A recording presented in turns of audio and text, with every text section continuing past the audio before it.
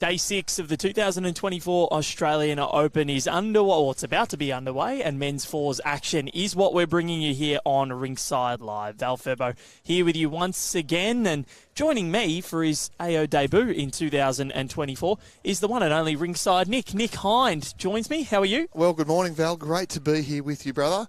Beautiful day here. I know you're freezing, but I'm loving it. The beautiful sunshine is out. We've got a great game ahead of us. And we've also got the great Andrew Howie here with us today too. We sure do. He's come back for more after a session yesterday. Andrew Howie, the events manager at Bowls Australia, who's run this tournament to absolute perfection. How are you? Good, fellas. I don't know about the great, but definitely happy to be here this morning at Broadbeach Bowls Club to deliver some exciting action of the men's fours sectional play. Yeah, very much looking forward to this. Kevin Robinson, Mark Tonkin, Stephen Trowse and Daryl Steinwedel up against Al Watson, Musso Houlahan, Leon Van Boxtel and Pat Houlahan. They are your teams this morning. It's going to be a brilliant contest. The South Australian team up against the New Zealand team. And Nick's been doing a little bit of reconnaissance work this morning ahead of this match, looking to get a little bit of information about them. So what did you find out? Well, look, I found out that one of the teams has come from New Zealand. I didn't have to do much to find that out. The accents gave it away very quickly. A few of them have been here for a while, though. There's a number of the players have made it through in the pairs competition. There's one player who's through in the singles, so we'll let you know that presently because the bell has just gone. But I've also found out what bowls they're using. And Val, you'll be very pleased about this, I've put it on the seconds to make sure that they stay clear of our cameras. So we'll see how good the seconds are at doing that. And viewers, I'm sure you'll let us know in the comments as you're watching today if anybody's getting in the road. Yep, I'm sure they will, don't you worry. So it's great to have everybody's company wherever you're watching from around the world. And that is where the jack is sitting, and on a bad length to start proceedings here. The two leads, Kevin Robinson and Al Watson. There are a lot of players on the green this morning, something that we haven't really seen too much. Yeah, massive day of bowls here at Broadbeach Bowls Club. We have 4 greens of men's sectional play in the fours. So incredible. Lots and lots of bowlers. Great to see from all around Australia and obviously internationally. It's a big day here.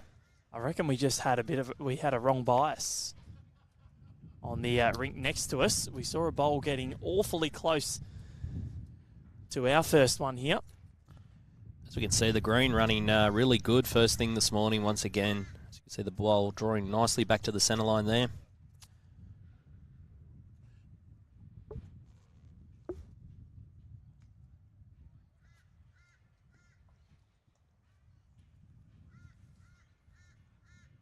So this is Kevin Robertson here for the South Australian team. He's got the blue and darker blue Dreamline XGs. That's a much better bowl. Good correction there. The two leads are both in red, so we'll have to be on our game to make sure. But the Kiwi team is predominantly in red this morning. So we'll let you know who it is. Al Watson here. He's also got Dreamline XGs. It's very close again here, Al. Yeah, great shooting. You'd be happy with that start.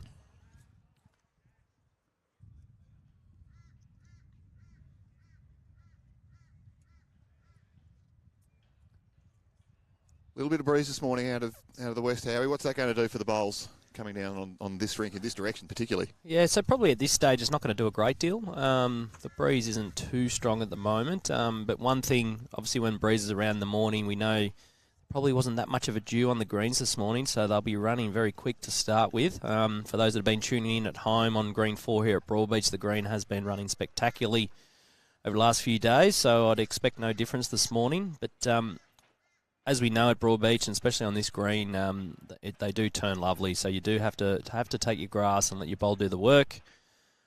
So yeah, it should be a great matchup here. No reason why I think both teams will perform great this morning. As we see another good shot there by Musso. Yes, so Musso straight into the action there. Musso Paulin. And I favour probably an early 3 here to the New Zealand combination. That's Mark Tonkin out in the high line on the backhand.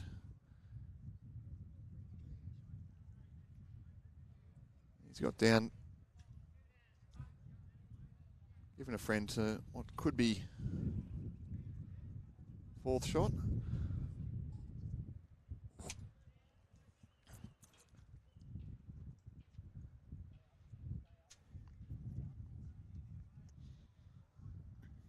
Yeah, Stevens hung that one out pretty high. Yeah, it'd be interesting to see what they try and do here. He's going to swap him over onto the forehand. He's giving him a couple of options.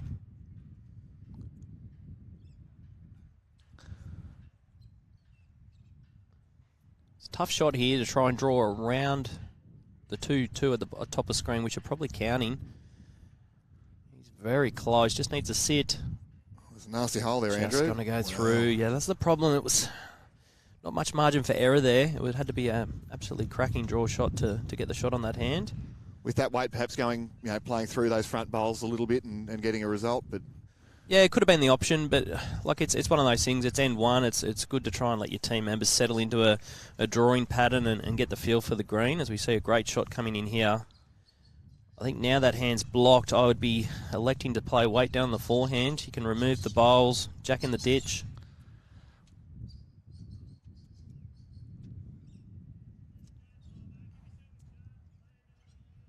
So the call is weight by the look of it, but staying on his forehand. The left-handed forehand. That's it, just to try and confuse us, Nick. But yeah, the call was to play through the bowls, try and sit and stay. Well, he's on a tighter line this time. But just the speed might punish there. Yeah, that's the problem. He's made it a little bit worse, so to speak, but there is still a shot down there on the forehand. So New Zealand will be looking to try, well, the New Zealand team will be looking to try and just draw a shot here. If he sneaks past the jack, is a good result at the bottom of screen. This is when you have to be so spot on with your colours and knowing who is who when there's 16 bowls on a rink. Yeah, it's a good shot there by Leon. He's Skip's asked him to go past the head. Yeah, so it's just gone out of our camera, but Val might be able to get a little bit of a wider shot. Find the wider shot there because we've got the. Yeah, I think so, Val. I think there'll be weight from Daryl here, so I'd be scanning back a little bit. But Daryl, I believe he's played for South Australia for the state team for many years. So been a good player for a long time. That's a bit of a wider angle for you. There we are, yes. Of course, Lockie Williams not on the cameras today, so bear with me. Well, he's called our bluff and he's decided to draw the shot. That's all right. It's good to have a bit of a good look anyway. He misses the front bowl. He's not far away. It's a good effort. Crashed. Well, that does make it harder though now, Andrew, to get through the hole. There is the blue bowl at the back there that Leon Van Boxtel put back. But the South Australian team still have the best backwood there. So we might see Pat just look to add on here. Could be 3, could be 4. Could be a few more. It's hard to see. We're down the far end of the green here, so we're at the western end and they're playing towards the ocean, towards the east. Many different colours. Of course, we've got 15 ends of play this morning instead of the 18 of pairs. Yeah, so Pat will be just trying to draw the shot. He can play either hand here. He's got his own bowls coming up on the backhand. He's looking to try and get inside the tricolour blue bowl at the bottom right of screen. Speed's excellent here. Yeah, just doesn't run the journey, but good effort.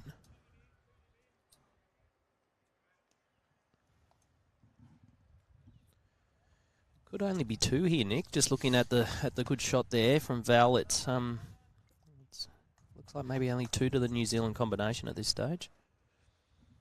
Yes, the tighter angle makes it look better, and the wider angle perhaps not so good. Let's see where this one comes around. This might not be a bad effort. Might just dip under. Yeah, so chance here now for Pat. He can afford to just arrive down the backhand, turns his own bowls up. If he can sit the blue bowl at the bottom of screen, he might be holding more at like 2, 3, 4 shots potentially. So just a nice confident shot here down on the backhand.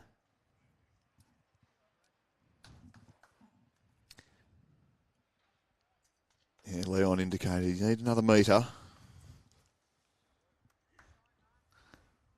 Clear run, he's close. Needs On. a bit of his own bowl. He's done it well. What a great shot. Brilliantly done. So, what is the end total? Let's have a look. They're going to survey. I feel like we'll get a lot of measures in fours with 16 bowls out on the rink. So that's... There's been a soft signal of about 4, I think. Yeah. Wow, the front ones do count. That's I wonder if by sitting that blue bowl, it's brought the front ones in. It's a big score to open the match. This is massive for the New Zealand combination. Would be something special. 3 sessions today, of course, all same times as what we've had. And I think I saw a signal there. Was it 3 or 4 there? Not sure, Val. I saw a little hand signal, but we'll go with. I think it was 4 at least. I'm pretty sure they took 4 out. I think it was a 4. Yep, that's a 4. But the seconds will do the right thing. They'll update the scoreboard for us.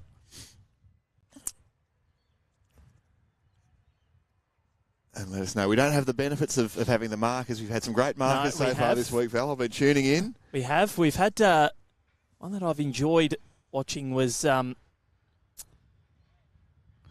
your man, Joe Frunzy again. No, not Joe, but Fleur Ballard from St. John's Park. He's come all the way up from Sydney. And he's been absolutely sensational. First bowl, sent down. Al just running through a little bit there. It was 5, Val. 5. I'll go and update that. So 5-0 to the Houlahan New Zealand team from the Clyde Bowling Club. Do we know where Clyde's located? And now pushing up into the wind. Well, we have the technology here, Andrew. I'm sure we can find out. I'll do some research. Our viewers are often our best researchers. They might be able to tell us.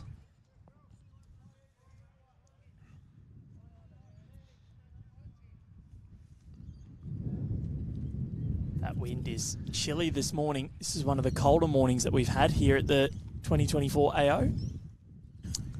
Yeah, we're pushing up into this breeze now. It's fairly strong. You might be able to hear it through our microphones. We are doing our best, but it's a reasonably strong breeze out of the west.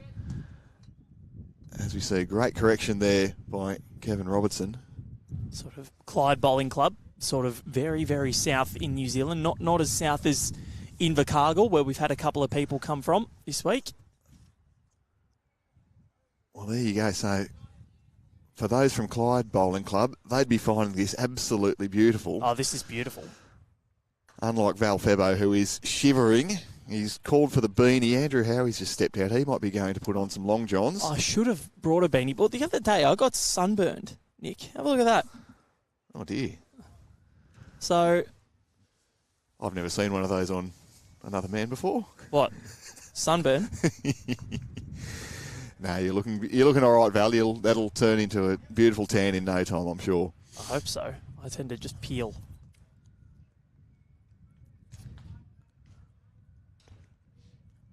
So now Mark Tonkin here, he's played a great bowl. That's number 1. So we've got a lot of viewers already watching on this morning. Peter Rose, Roger Webb, not a bad haul for the first 10. No, certainly not. Fiona Hall from Mudgery Bar, the queen of Mudgery Bar. Got the great man, Mr. Adams. I don't know if I'd call Clive the great man. But some... He's got some runs on the board, Val. He's got runs on the board. And he's been playing well, I've been told. He has got through in his singles. Pairs just missed out by 6 shots. Let's see how he goes in the fours. He's got a pretty good team. Nigel Thompson watching from Central Otago and Roger Webb joining us as well.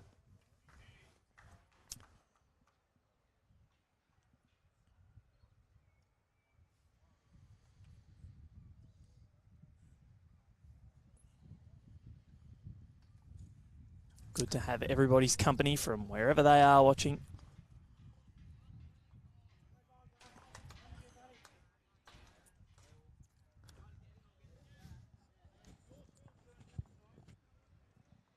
So Andrew's come back. He's got the long johns on now. He's really suffering. The Canberra boy has gone soft on us. I don't think I've not seen Andrew Howie in long pants much.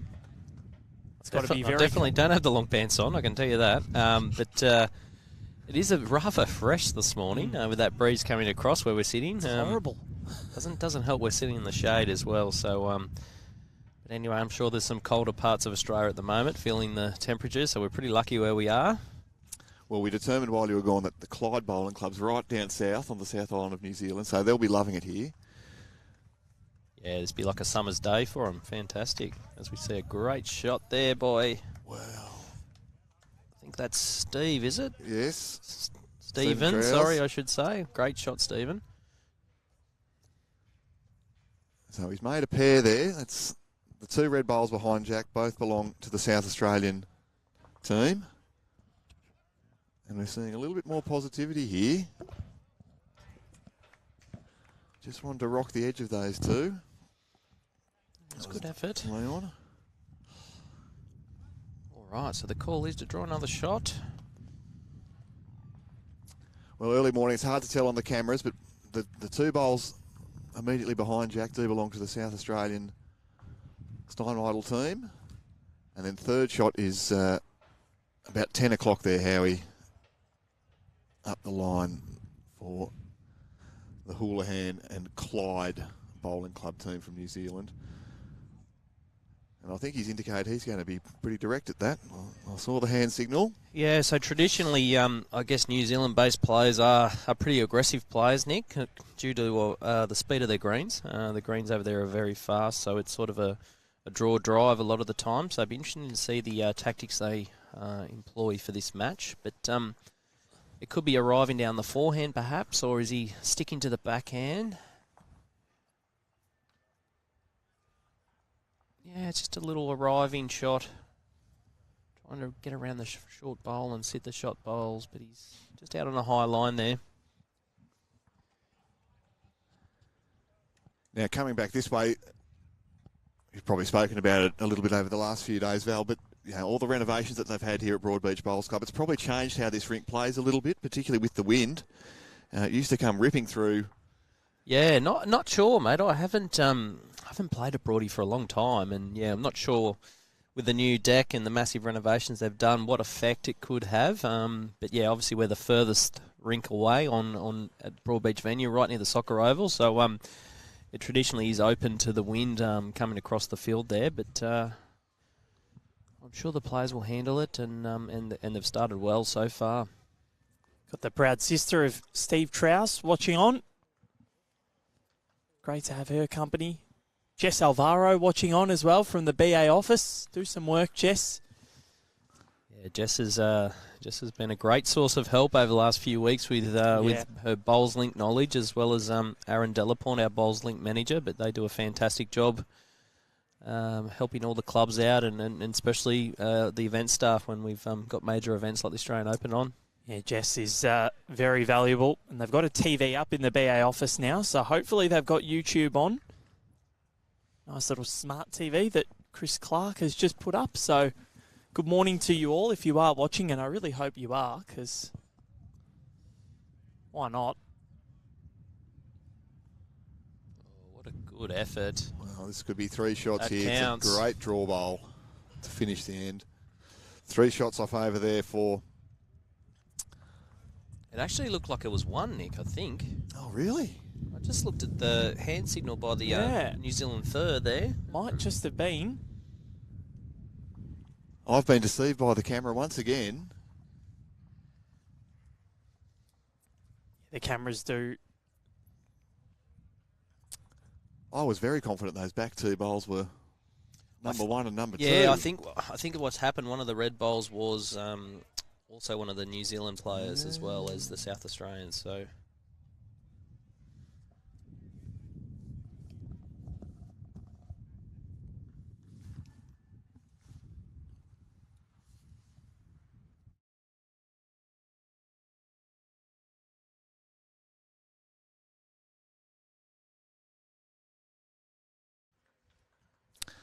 So 5-1 after 2 in favour of the New Zealand lineup. Or 5. Hang on. No, 5-3. It was a 3 in the end. I was right. You were. Andrew Howie, you better run away. He has run away. Oh, he's run not away even, to take he's not even going to talk to me. take a call. He's a busy man, Andrew, so I'm glad that we can be with you here. Val Febo, Nick Hind here today, enjoying the action. I hope you are too, wherever you're watching around the world, around Australia, or around the corner. If you are around the corner, why wouldn't you be here at Broadbeach Bowls Club? Jess said the TV at the office isn't on yet. Come on, Jess, put it on. Get the AO on for everybody. Get everyone in the spirit of things, because this is the greatest bowls tournament in the world. There mightn't be enough people in the office to make it worthwhile. No, Everybody's up here. Thursday's the day where everybody's got to be in.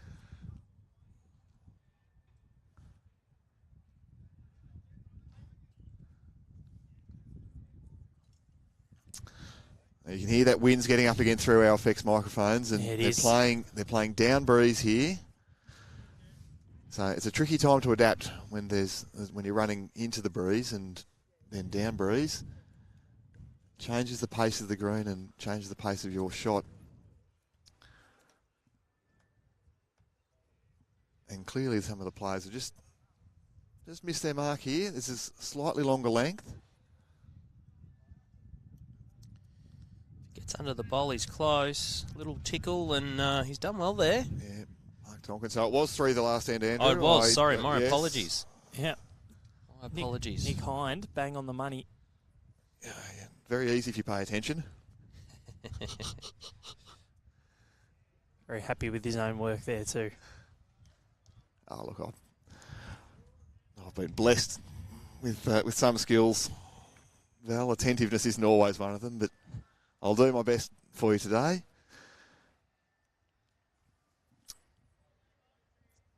So Mark on the mat again here.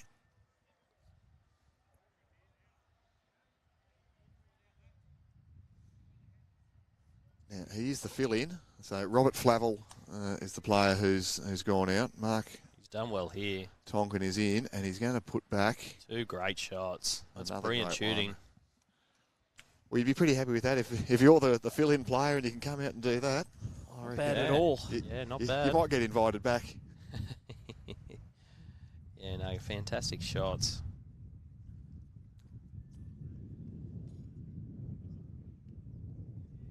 Clear run, this is close as well. Just not going to quite get down. What a great effort. As you can see, both hands are turning back nicely.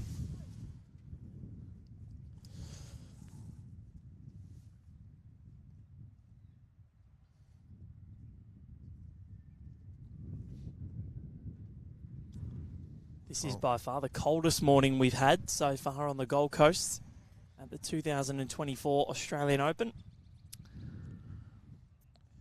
Well, look, selfishly, Val, coming from the snowy mountains in New South Wales, I'm about this because we've had a very, very poor start to the ski season. And while there's no better place to be at this time of year than the Gold Coast, the second best place for me would have been going for a ski. But this is very good. The snow can continue. We can have some sunshine up here. We can get this blue bowl. It might get all the way to the jack here. So the jack needs to hold. Oh, and went with it too. What a shot. Well played. Very nicely done. Leon, was it? Yes. Leon, brilliant. What a And great Boxtel. shot.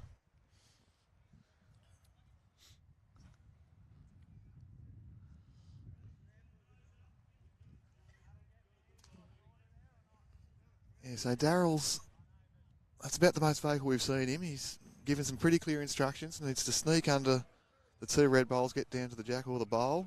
Yeah, he's trying to replicate the same shot Leon just played.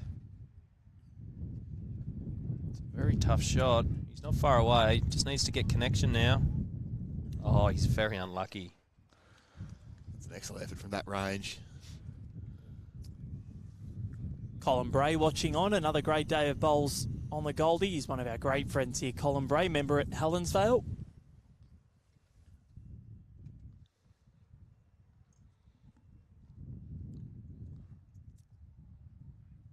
It's hard for the New Zealand combination to make this any better now. It'd be interesting to see what they do.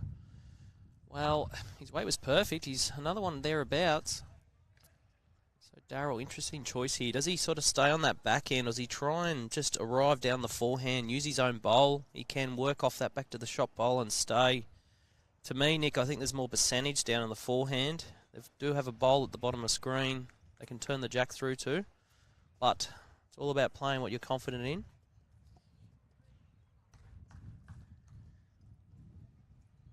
Well, we did see on that first end he was reluctant to play much weight through the head, so perhaps the backhand might be the go for him and the chance to sort of draw it off.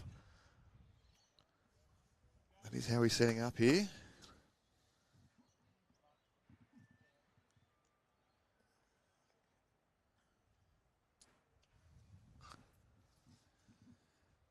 It's a pretty tight line though.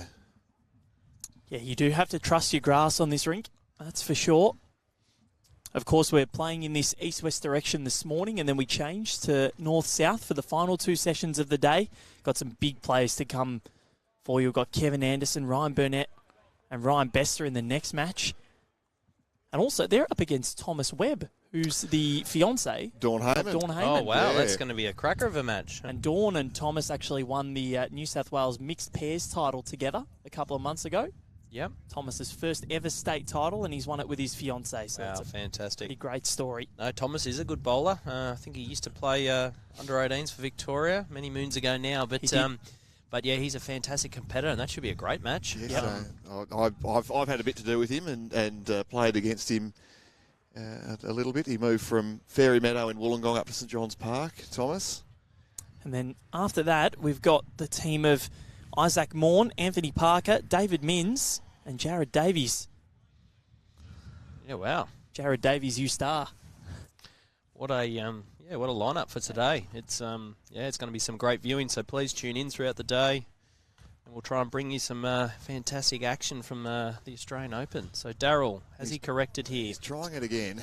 Yeah, that's the problem. It was just such a fine line down there on the back end. I think he just needed to probably look to play the other hand, but nevertheless, it's now up to Pat to see what he can do. He's just got to be careful either way he plays here.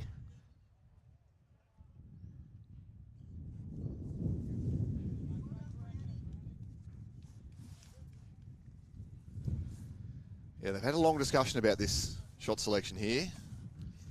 Yeah, As you say, Harry, it's really hard to get another one in. yeah, and he can't afford to cross the line. He's got to play this backhand and just try and draw around those red bowls. The likelihood of the bowl getting back to count is probably slim, but as you can see, no harm done. See what the signal was. I think it was just one. Yeah, they're quick with these hand signals. Yeah, this is where not having a marker, especially, you know, we get the luxury being here on the live stream in the singles to get a marker.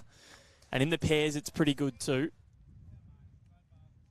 It'd be one to the, I think, the New Zealand pair.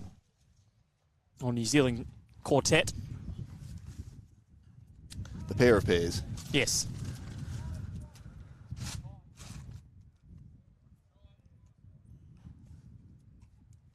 Put that jack right on the tee. Well, not quite on the tee. They're a metre up there, Yeah. Val. But this is they're going for the longer length here. So we've seen. So it was 2 in the end. We've seen that. We've seen 7-3's the score.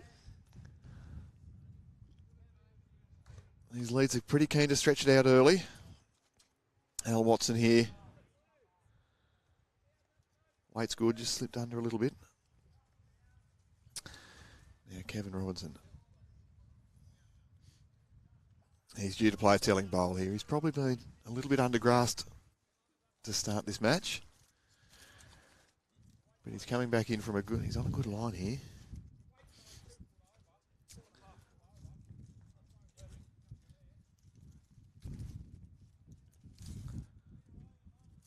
So 7-3, the New Zealand Houlahan team over Steinwedel from South Australia.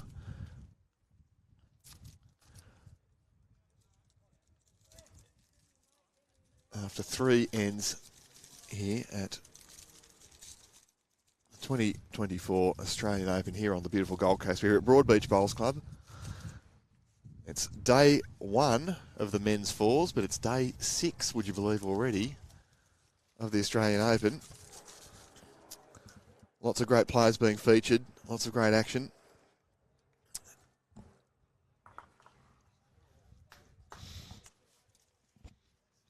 Yeah, it only gets better from here on, Nick. Each day keeps building and building, and obviously as of tomorrow we sort of commence some of the knockout rounds with the men's fours. So very exciting.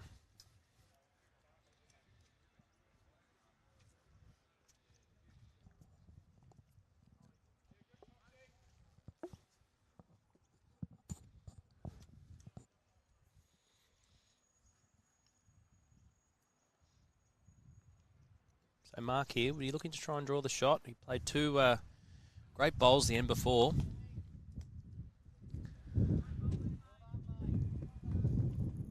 He might need a bit of the jack here to slow it down, Andrew. Oh, he's gutsed it. He's found a bit of the jack too. Yeah, good enough for one. It's gone right to the back of the rink, so Val's going to get us the wide shot as he... He's very good there. He's straight onto it for us.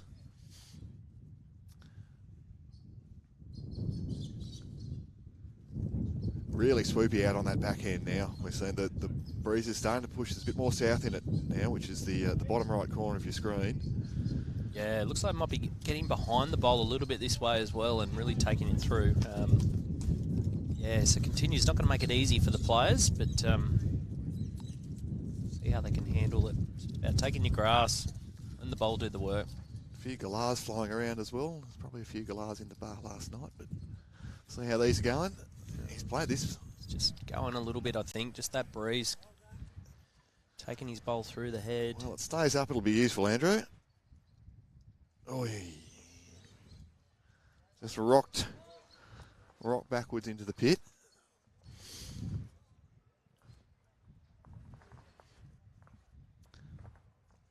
So one shot. Mark Tonkins played some telling bowls here early, the super sub.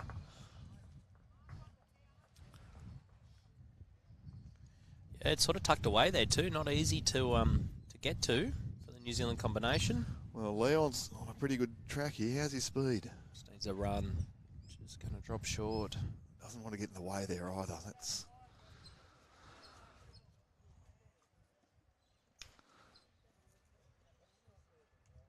a good effort from Leon.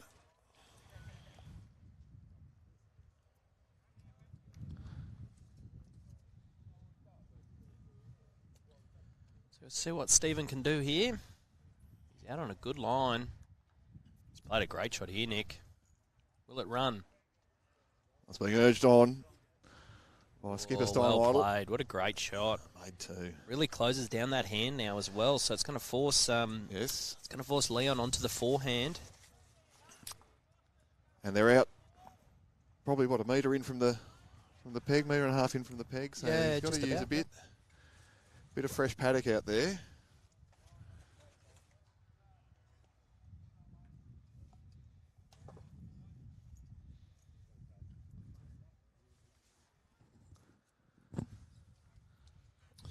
Really interesting match so far.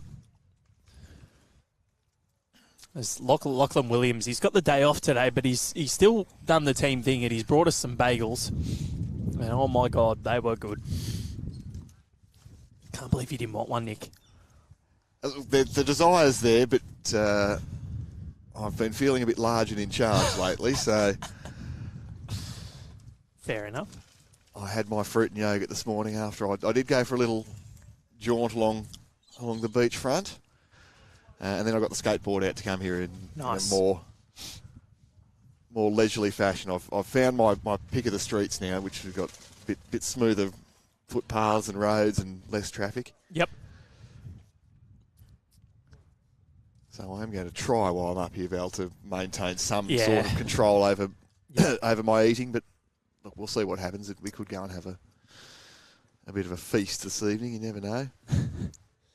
So tough shot here. Pat Houlahan, he's out on the right sort of a track.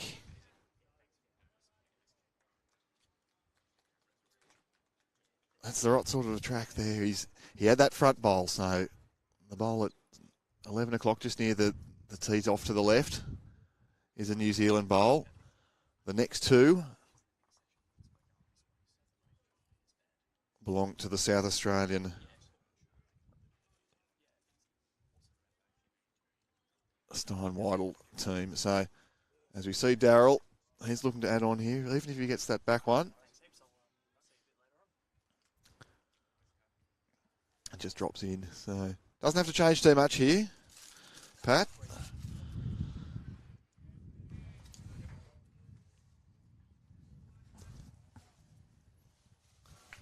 Harvey McAllister must be after a pay rise there. I'll just notice in the comments as we watch. Well, Pat Houlahan, he's cut it down to 1. John Wallage watching on from Moama, Swanee. He does a great job down there at the Moama Bowling Club. 7 degrees on the Murray River. So what have we got here?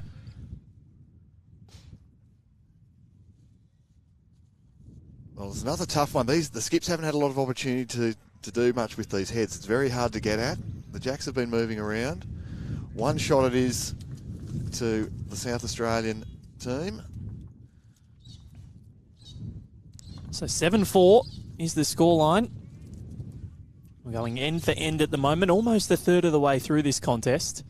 2 hours and 15 minutes.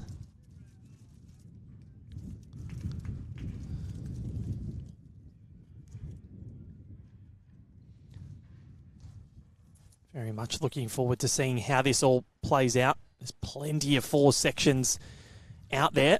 In fact, 97 of them, which means 31 next best qualifiers. All of the sections, I think, play today for the men's 4s. And then we bring you women's 4s action tomorrow as well. So, top 2 in your groups, really what you want to be doing here Val. That does change a lot of thought process when you're playing in a competition like this. Top 2 with a healthy shot difference as well. Yeah, absolutely. But you can afford to drop a game. You drop by 1 or you have a draw. You can still feel really confident that you're a chance of getting through to the knockouts. A draw is a great result. Well, it can be. Stage. It can be. It may not be if your shot difference isn't good, but you still need a couple of wins to go with that draw. Yeah, you do. But there, look, it gives so many more sides a chance to progress. And when there's teams, and I'm walking around just here at Broadbeach this morning, the likes of Barry Lester, Corey Wedlock, Aaron Tees, Aaron Sheriff, that's one team. Yeah. If you're in a section with that, you'd really want to hope that you can do well enough in your other games, get that margin up, make sure that you're getting out and give yourself a chance. Because your margin against them may not be... it might not be too good. No. The way that they go about their business. They're, of course, the defending champions from last year. They were in fine form, and that was a great final against Clinton Bailey, Brendan Wilson, Scotty de Jong, and Nick Cahill. That was one of the more sensational 4s matches I've called. Probably my favourite one would have been Tasmania versus Western Australia for the 2021 Australian Championships title. Mark Maisel winning that with his final bowl for the Mount Lawley boys. They may not have stopped partying since then, Val. It's a great thing for any club or any member of the team to be an Australian champion. And for you to be able, given the opportunity to call it, and call it beautifully, I've no doubt. Good fun. I remember the presentation that night. Adam Graham, the 3rd for that team, got on his knees and asked Clive Adams to knight him or put the medal over his head while he was on his knees. It was one of the more bizarre presentations that I've seen. Now, a little touch on the jack here is optimal because those 2 purple bowls do belong to the New Zealand team. And I think that would have just bumped them back into the count if they weren't already.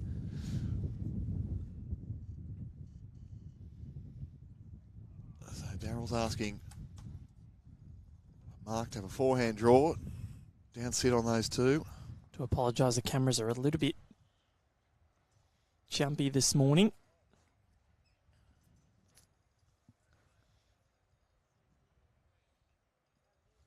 It's a good effort here. And he split them beautifully and made shot. Beautiful bowl. He's bowling well, Mark. Mark Tonkin. Well, he's off the bench too. I think he's got a point to prove. Come on, guys. Didn't pick me first up. And as you said before, he might be cementing his place for next year. He's playing fantastic. Just been given an update that Aaron Sheriff and his team of Leicester Wedlock Tees up 13-0 after 4. Well, that's what we were saying just now, then, weren't we, Val? That you can run into some very handy sides, and the current Australian Open champion foursome and current All-Australian Jackaroos doesn't get much tougher than that.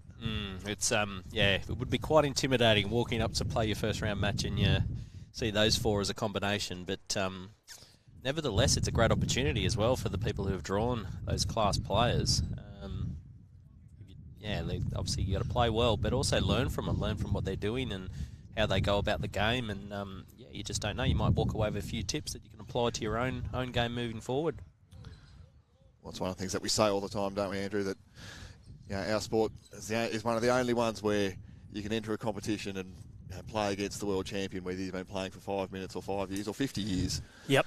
Yeah, that's the beauty about the Australian Open. Like you can't go and play in tennis against Roger Federer or Rafael Nadal if you're a new player to the sport. But I might be able to have a chance against Roger now that he's retired. Yeah, true. I still think you probably don't have a chance, Val. But no, I won't win. I mean, just to actually play him, I might have to just find him somewhere and ask for a hit.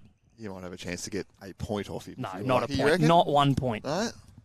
That's the greatest of all time. You can't get a point off Roger. Well, we've just seen the Kevin Robertson blue Dreamline XG get chipped across there. This is close. Has he got the running? As we say, the blue gets to the shelf Leon. and flops back. Wow. Oh, he's unlucky. Far out. That's a good effort. That's very stiff. Getting really hard to do much with that now too, Andrew. It's off the line. There's a bit of protection for those swing shots on through the backhand. Yeah, it's not easy for both skippers, really. Like even Daryl now, he's got to be careful what he does. Ideally, he wants another one thereabouts. If he sort of just finishes high on the left of screens, probably a good position if the jack was moved. Yeah, we've got a good view just at the minute down the green, and the jack's sitting right on top of the red bowl of Mark Tonkin. I think the big thing for some of these teams here, especially the South Australian combination, dropping scores like 5, they've got to try and minimise as many of those as they can. And in 4s, if you're dropping just singles or 2s out of your 8, it's not too bad. But when you start to drop those big scores, that's when things get a little bit concerning. But they've done really well after, dropping that 5 on the opening end to get themselves back in this. They're only 3 behind. Yeah, 3 behind and holding. Tricky to get another one in here, as we've been saying, but it's not been an easy game for the Skips so far. The front end has really set this up, and the Skips got a big job here. We've got our NW Traveller. He's asking, what speeds are the greens running at this morning? What would you say, gents? Oh, I would say it's probably, just having a look at it, Val, it's probably 15 at the moment, probably even slightly quicker. It's a bit tricky. The wind's getting behind them coming one way, so obviously making the bowl, making that way very quick. But traditionally over the last few days, this green's been running anywhere upwards of sort of 16 plus seconds. So it's, it's not slow by any means. No, good speed. The bowl can turn. You can play every shot. We saw Pat Houlahan. He was pretty firm there. I think he could see, the only way he could see out it. Oh, what a great effort. That's a really good shot. He's put another bowl in the head. See what Pat can come up with. Well, he's taking a little bit of weight off here. He's not far away. Just looking to rattle around. Will it get back? Oh, what a great effort. Oh, let's see what the tally will be. Well, that's 1. There we go.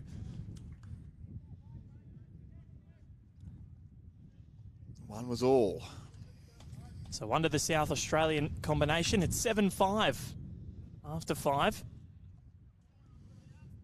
Very enjoyable contest so far. here at the Broadbeach Bowls Club. Of course, undergone a lot of renovation since we were last here in September for the World Bowls Championships. Yes, what a magnificent facility it was before, and it only just improved on that, Val, with this great new back deck and the area that was somewhat underutilised, we could probably say, with the previous configuration. But now we're seeing a lot of members out there, even early in the morning, they're out there having their coffees, and this afternoon they might be having a slightly stronger libation.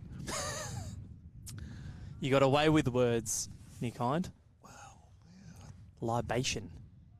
The beauties of the English language. We can say things that we mean directly, and we can say them somewhat indirectly as well.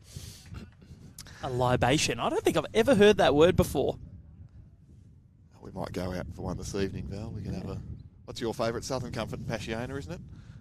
Oh, I don't mind a Passiona. Passiona is very nice. Vanilla Coke is probably my drink of choice, or a coffee. Just seen that first bowl of Al drift to the back of the rink.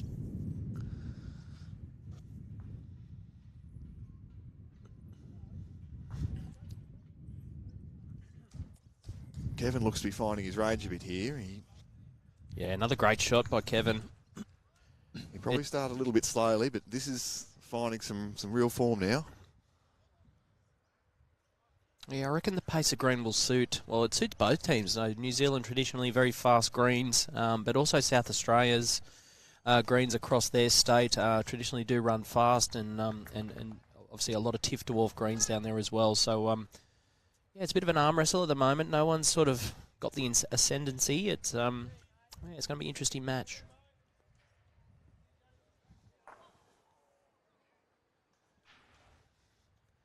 So Mark, can he deliver another bowl coming back this way? He has been playing pretty consistent so far. He's out on a high line.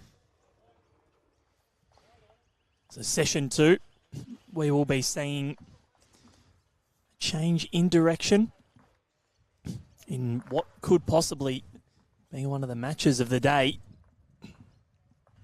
Team skipped by Thomas Webb against the team skipped by Ryan Bester. Haven't seen too much of Ryan Bester. Didn't play the men's singles.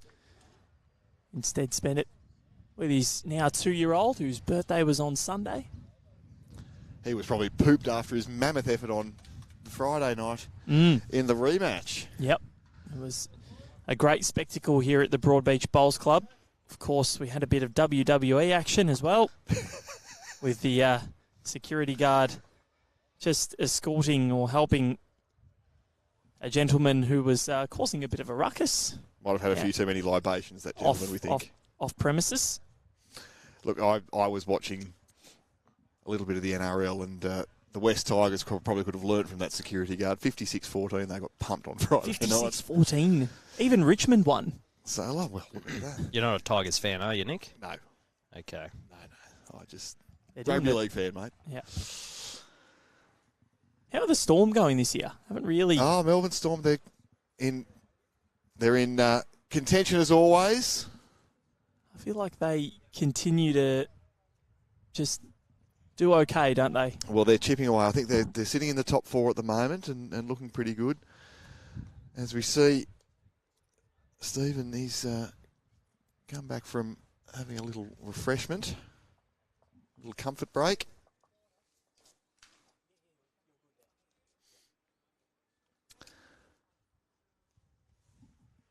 And he's had a good look at the head while he's on his way down there.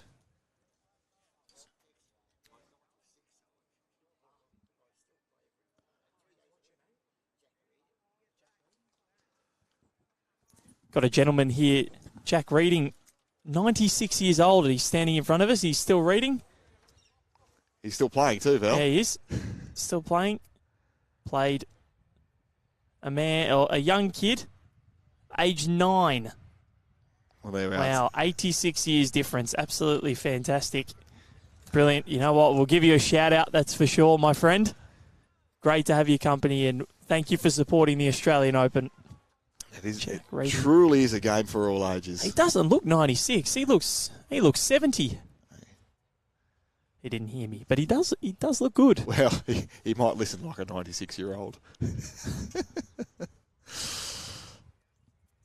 All right. Well, Daryl got very interested halfway down there. That bowl has got Hack, and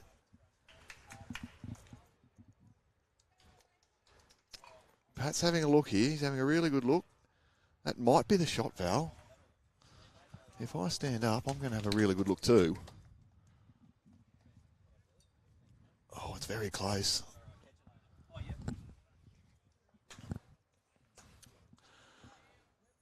Daryl Houlahan, Pat Houlahan. He was pretty intently watching that one, and he's clipped off Leon Van Boxtel and probably drawn the shot off over. I'm having another good look here. We've got a nice little gate through there. We do. Well, you do. I do, and so it's between the blue bowl viewers at the back of the screen at 5 o'clock and the light blue, dark blue duo bowl at the front of the screen at 11 o'clock there of Kevin Robinson. So I favour it's Leon at the back there for the New Zealand team. 7 shots to 5 the Kiwis do lead, but after picking up that big 5 on the first end, have only been able to secure 2 further shots. Yeah. So well, it's three ends to 2 in favour of the South Australian combination, which I think would hold them in good stead mentally. You know, when we're over a third of the way through this now, 4s, sometimes it can go really quick, or sometimes it feels as though it can go fairly slowly. But this one is rocketing along. Yeah. But actually, having said that, we've been playing 50 minutes. I was going to say, Val, it doesn't feel like we've been out here for that long, but then I'm looking at my watch and it's telling me to stand up because it's nearly 10 o'clock and I've been... It does that every 10-2. Yes, 10-2. All of our Apple Watches. How good's technology? We're also obedient, aren't we? We stand up at 10 to 10. 10 to 11. 10 to 11.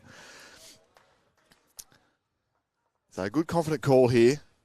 Steve Trowse, he's just said, yeah, continue on your backhand. You can get through that gate. You can get down to the jack. You can get through the blue bowl of Leon Van Boxtel. And he can do it something like this. Oh, wow. Mighty effort. Very good effort, as Michael Hollywood Sorensen would say. Holes are made for bowls. I've learned a few phrases off him this week. He's got every phrase that's ever been uttered in bowls, yep. Hollywood. Certainly does, but he's very knowledgeable. Great having him as part of the coverage, as it has been for you this morning, Nick. This has been an elite 50 minutes from you. Don't pump his tyres too much, Val. He's got another 2 sessions after this. So yeah, he might not be able to get out of the marquee if we pump him up too much. Okay, Pat, what can he produce here? Looks to be just under the line and wait. So 1 to the New Zealand combination. So they do get themselves back on the board. Definitely needed, that's for sure. Yeah, 8-5 now.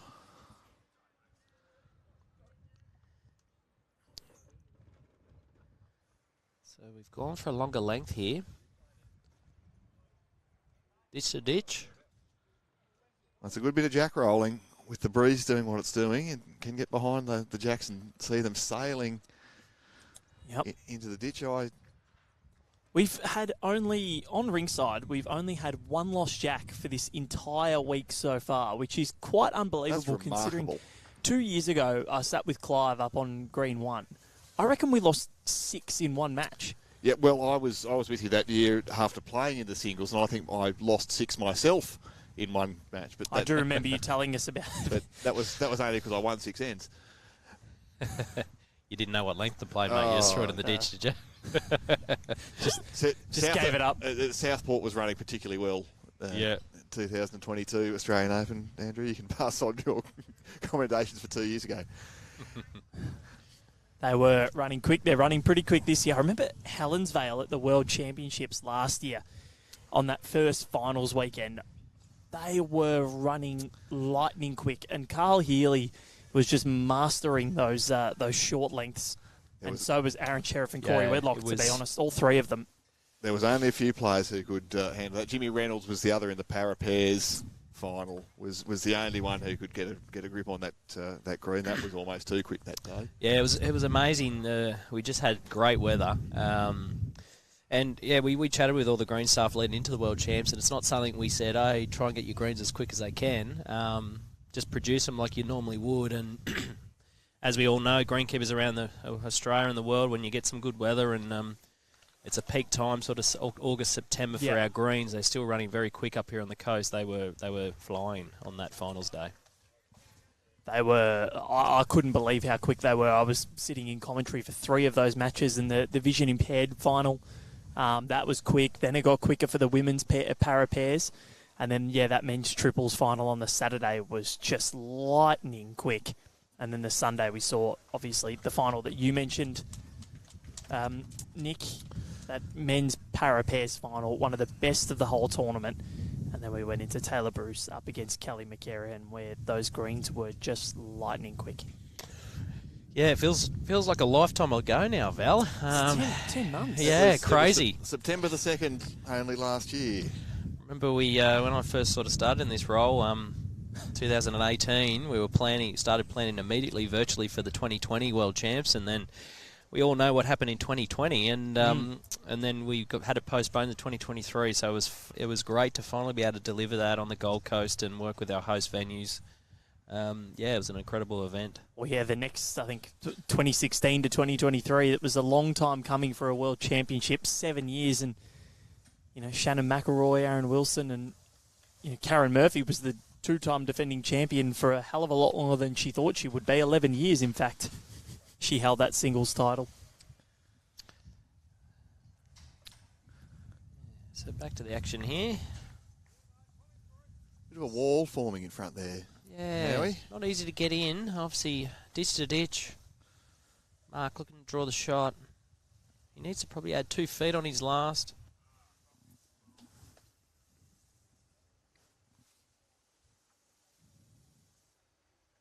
Yes. Had to add. Had to be up. I'm sure Hollywood would have said, got to be up when you're down, Val. Did that come out? Yes, I think once, stage? yeah. 100% of short putts don't go in.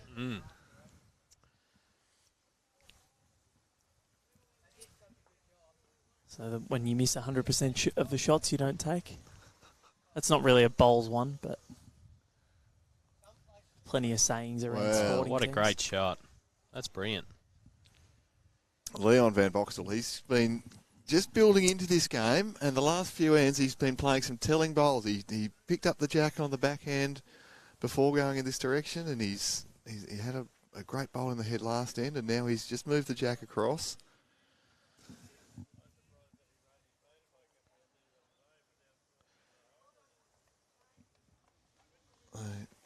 Daryl calling the left-handed forehand. So coming in from the right-hand side of his screen. Yeah, he's just looking to beat that wing bowl and be close to drawing the shot here. Can he skirt the front? Well, he's close to the very jack, close. Nick. Oh, well played. Good enough for one. Yeah, so the Kevin Robertson bowl has it moved, and it's gone from being shot to not shot and back to shot again. Well, that happens when you're in the area.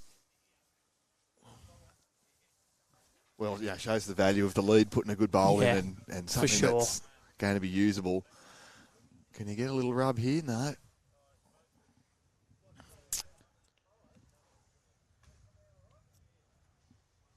So he's been called to the head. He's trying to assess what hand to play here. They are holding. Do have to be careful of any jack movement. The way the green's turning, Nick, he still can play that backhand, sort of replicate his last delivery down, drawing down under his own. Well, this would be the left-hander's forehand. Sorry, left-handed, that's correct. But, he doesn't want to swap over to the other side and move that jack. He'd like him to get off the red even and just sort of sneak across to the if he plays the centre line. Yeah, he plays good weight, but I suppose the other thing there, if he elects to play that hand, he's leaving it wide open for the New Zealand combination. So sometimes you got to beat him to it. Well, I mean, a great bowls if he can just flirt it past underneath and sit with the shadowy, the bowl that's lurking in the shadows back there, Val. Yep. Got a good setup here. There's the bright blue one in the sun. Lurking in the shadows. And then, yes, the dark blue Leon von Boxtel bowl parked in the shadows there. And he has gone to play the open hand, Andrew. Oh, his line's good. So what's he going to be careful with this, Jack, though, as Jack. you said. He's done well. What a great shot. 2 rippers. As you said, Nick, he's done well under the Jack to the blue bowl. He hasn't left any targets. Yeah, and made 2. So what can Pat Houlahan deliver here? You're looking to just draw the shot. Any movement of the Jacks to his benefit. If he happens to swing under the Jack and rest on the last bowl, he will be shot. Just asking, got a couple of questions about the scores on the next rink. Unfortunately, we don't have the best views of what's happening or who is actually on which side. So just check results.bowlslink.com.au for the Australian Open right after the session, and they'll be updated within about half an hour to an hour of matches finishing.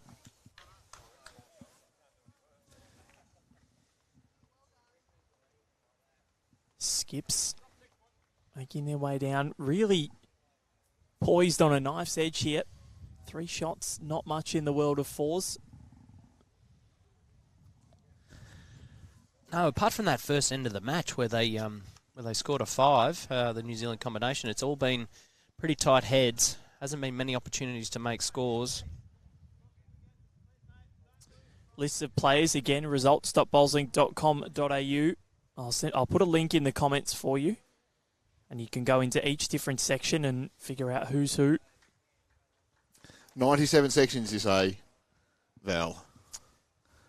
Yes, let me triple check that for you. There are, 97, which means 31 next best qualifiers will head through. So that's about a 30% chance of of the teams that finish in second place to get through. Of course, some can finish in third place. Yeah, it's happened through. Exactly right. It's happened before. You get a tight section where they all sort of land on the same sort of number of wins. A couple of draws even. Yeah, a couple of draws. We can get third place in a section sneaking through as the next best. Well, we had in one of the men's singles sections, Rob McMullen on plus 14 on 2 wins, 1 loss. Glenn Pitts, 2 wins, 1 loss, plus 13. And then another player below them, 2 wins, 1 loss, plus 12. So 2 shots separated the top 3 in that section. Yeah, incredible. And Rob McMullen gets through over last year's semi-finalist in Glenn Pitts. A very strong group. Well, Rowdy's been showing his talents at the BPL, of course. Andrew Howie and I had the pleasure of commentating that match earlier this year. Oh, what a great effort. Not sure if he's done enough. Do apologise for these cameras. Stephen having a really good look there. And he says, I don't know. Yeah, not sure.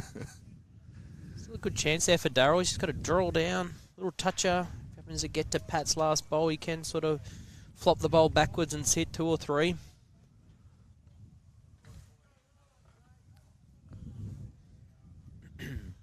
Well, there's a massive wall to sit off too. Even if he's a little bit tight, there's plenty to slide through. Well, it's like the planets of a line there.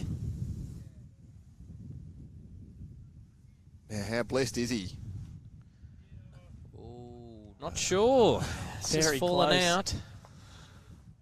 Could be a 3-way measure here. That one's come out straight away. Wow, okay. Could be 1, could be 3 here, Nick. It's a close measure. The tape will come out, and this is really interesting. Let's have a look and see if we can get any better angle on the 45.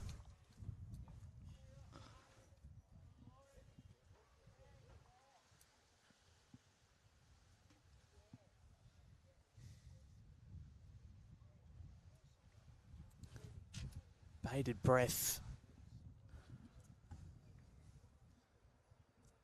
See, this is the good thing about this new setup, Nick. You can stand up and you're still connected to the mic. Yes, I'm... With these new headsets that we've got going. I'm a big rap on the headsets. Because there are a few who do like standing up when they're calling. And this way you can do it. It also helps that we can get a better look because they've passed the tape from one side to the other. Yeah. That's how close this measure is. We might have an umpire call. Have we had many umpire calls? Have you been keeping track of that? Oh, I think just one on our rinks that we've been doing. Umpire's been called. Yep. Umpire has been called. So, local legend Dave Bishop going out to measure. Why is he a local legend? Oh, he just does a mountain of work for the Broadbeach Bowls Club, mate, in umpiring and officiating throughout the year. He's always one of the first guys to put his hand up and offer to umpire, so he does a fantastic job. So we'll head back to the head camera and let's see what we get here. Well, as you suggested, Andrew Howie, it is a three-way go for second shot or third shot or just one down, maybe. Just shot. Who knows, yeah. Well, the one has been taken out, so this is to determine whether it's a multiple and how big of a multiple it might be, or if it is just the one. So all the players vacated the rink, giving the umpire plenty of room to do his work, strut his stuff, do his very best, assert his dominance. So he's got the chocks coming out now, so very professional. Back to the 45, see if we can figure out anything.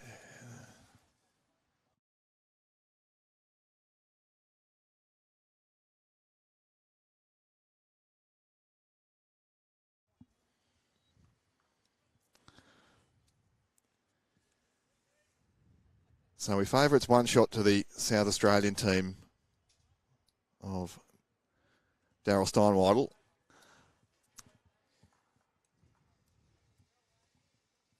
Got a great variety of colour around Broadbeach this morning, which is great to see. So many different clubs and colours. Yeah, I've been a wrap on a lot of uniforms. For those that have tuned in over the years, you might know that I'm a big fan of the Red Hill uniforms from Brisbane. I was waiting for you to say that. But look, I want to give a plug to the Arimba Magpies in front of us here. Just the black, white with a little touch of red. That's had a few people from Arimba on the stream this week. Had 2 streams featuring that club. I don't mind the new Algister. Oh, the All-Stars uniforms, yes. Yeah, they are fantastic. Puma getting involved there. So, let's have a look. Well,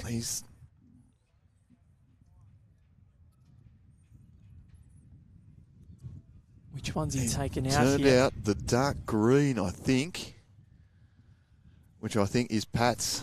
So I favour it'll only be one shot.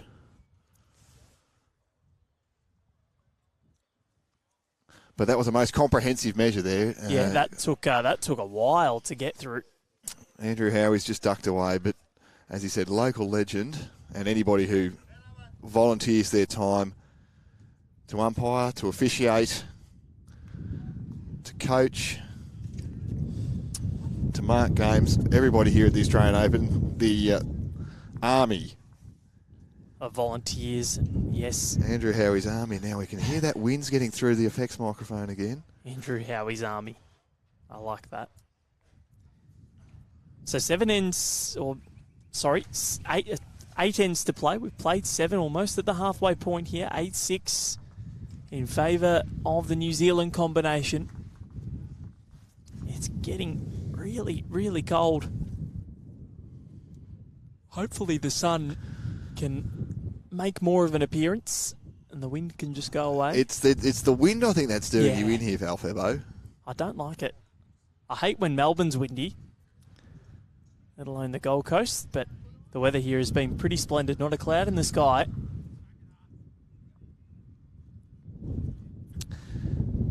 I'm just having a look at the Algister hoodie in front of us here. Oh, that does look pretty good.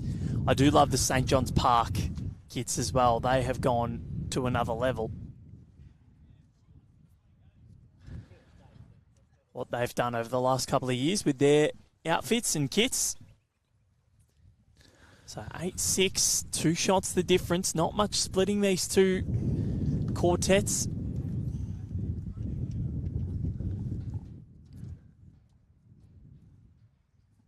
Blowing a gale almost out here.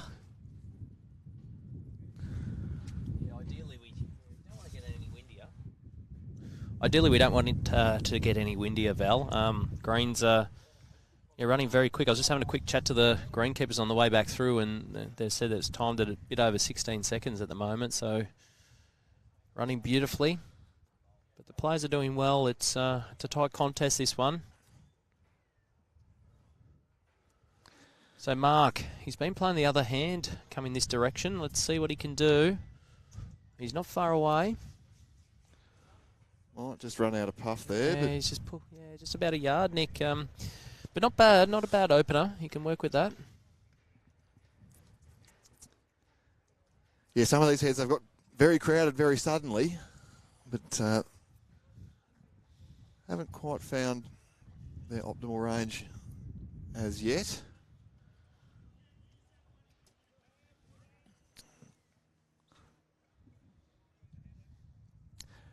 Now I was wrong, Val.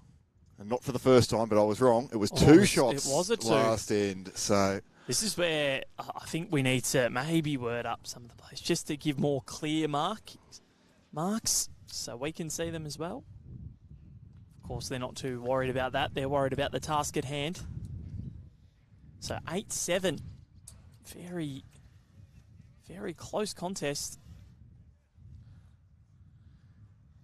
yeah, so after the explosion of scoring in the first two ends where it was a 5 and a 3, we've seen 2s and 1s only, as both these combinations have really battled for the ascendancy, you'd say. No team has looked dominant. No team has had big scores. No team has had big scores even available to them. The Skips haven't had chances to make big numbers. Yeah, brilliant shots there by Musso. Yeah, you're right, Nick. It's there hasn't been many opportunity to make a score, apart from that first end where the Kiwi combination picked up that 5. But you tend to find that on days like this when the greens are running quite quick, and sometimes it can be quite hard for the skippers to really play a massive impact in the match. Well, as I'm looking across the scoreboards on this rink, Andrew Howie, 7-all, 10-8, 13-9. There's no big blowout of scoring. There's no team that's really asserted any dominance. Other than, of course, we've heard about the Aaron Sheriff rink next door, but you can probably forgive their opponents for dropping a number to them. Yeah, defending champions. Yeah, so Stephen from the SA combination just played a cracker there. 2 down to 1 up.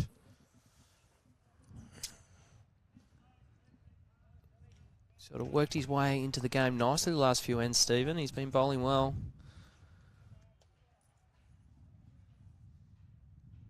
So the Red Taylor SRVs, he's just been asked to make sure he gets down, gets past the jack, get to the blue. He's got past, but he might just be a hair quick. Yeah, great effort. Not a bad home down the bottom of the screen there. So Leon, conversely, needs to subtract about a yard here. He got pretty close the first time, and he's out on a good high line again. Gee, it's getting back nicely out there, Val. It is. Yeah, it's good enough. That ditch side has proven to be quite quick and quite nice for a lot of the players out there. Across the halfway mark of this contest as the skips will make their way down. So one shot it is to the New Zealand team. Leon van Boxtel has put in another good bowl there. Yeah, so over to Daryl now to try and see what he can produce. I think it's probably just a confident draw to start with, Nick. Another one in the head can give him some options with his last. Yeah, if he can draw on his backhand, roll the blue bowl once and park in there for 2. That's a great. That'll be the number 1 outcome, and then plan B is anything just around that same mark, hey? We'll Will it hold on? He's just going to go under the head. He'd be disappointed with that. So chance here for Pat. He is holding shot by the look of it, but he can still draw down there confidently. A little touch of the jack down the line. He could be sitting 2 or 3. Yes, that the red bowl at 7 o'clock there's away, but as you say, down the line's a really good result for him. Yeah, it's just one of those things. I don't think he can leave Daryl with the same shot. I'd expect Daryl to correct with his next and sit the bowl out or trail the jack to his bowl. So first in here, draw the shot, touch is a bonus.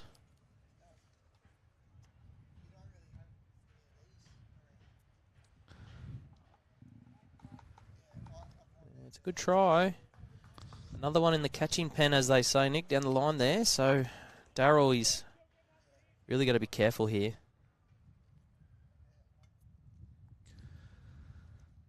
Well, 1 down at this stage isn't going to be disastrous, but if you were to give it away and make it 4 or 5 down, that'd be really, really bad. Especially considering they've had a lot of this momentum and a bit of a safe one. What can Pat Houlahan do? Big bowl. Yeah, he's been asked to play it pretty conservative there. Stick it out wide. Yeah, it's interesting. I would have been inclined to try and draw the jack down the line there. You haven't many chances to try and make a score. Weight was pretty good for the shot. Yeah, as you say, Andrew, it's a very conservative call, but I think, you know, they've only won 1 of the last 4 ends. They maybe wanted to just get the length back, get the jack back, get their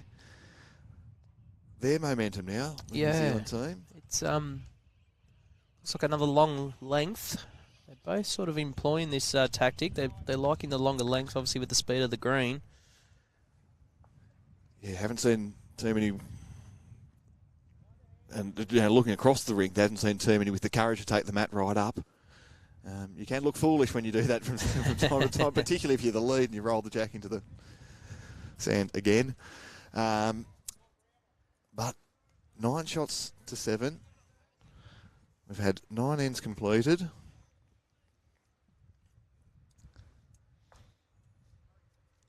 Yeah, now from 3 of the last 4 ends lost, they've split the last 4.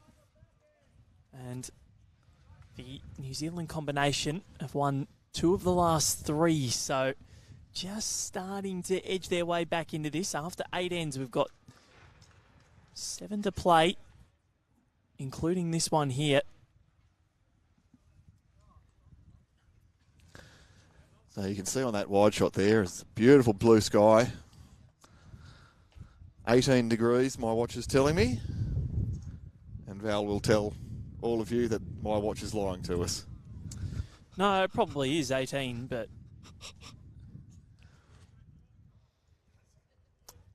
A little bit of a loose opening here by both leads, but Kevin looking to try and correct. He needs to drop a metre of weight on his first delivery.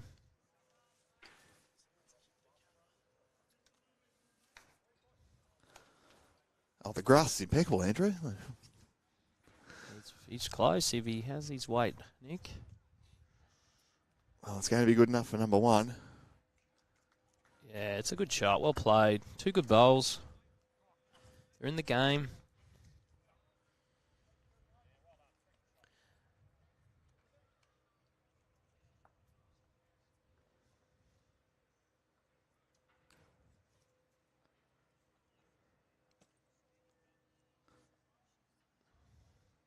Just see.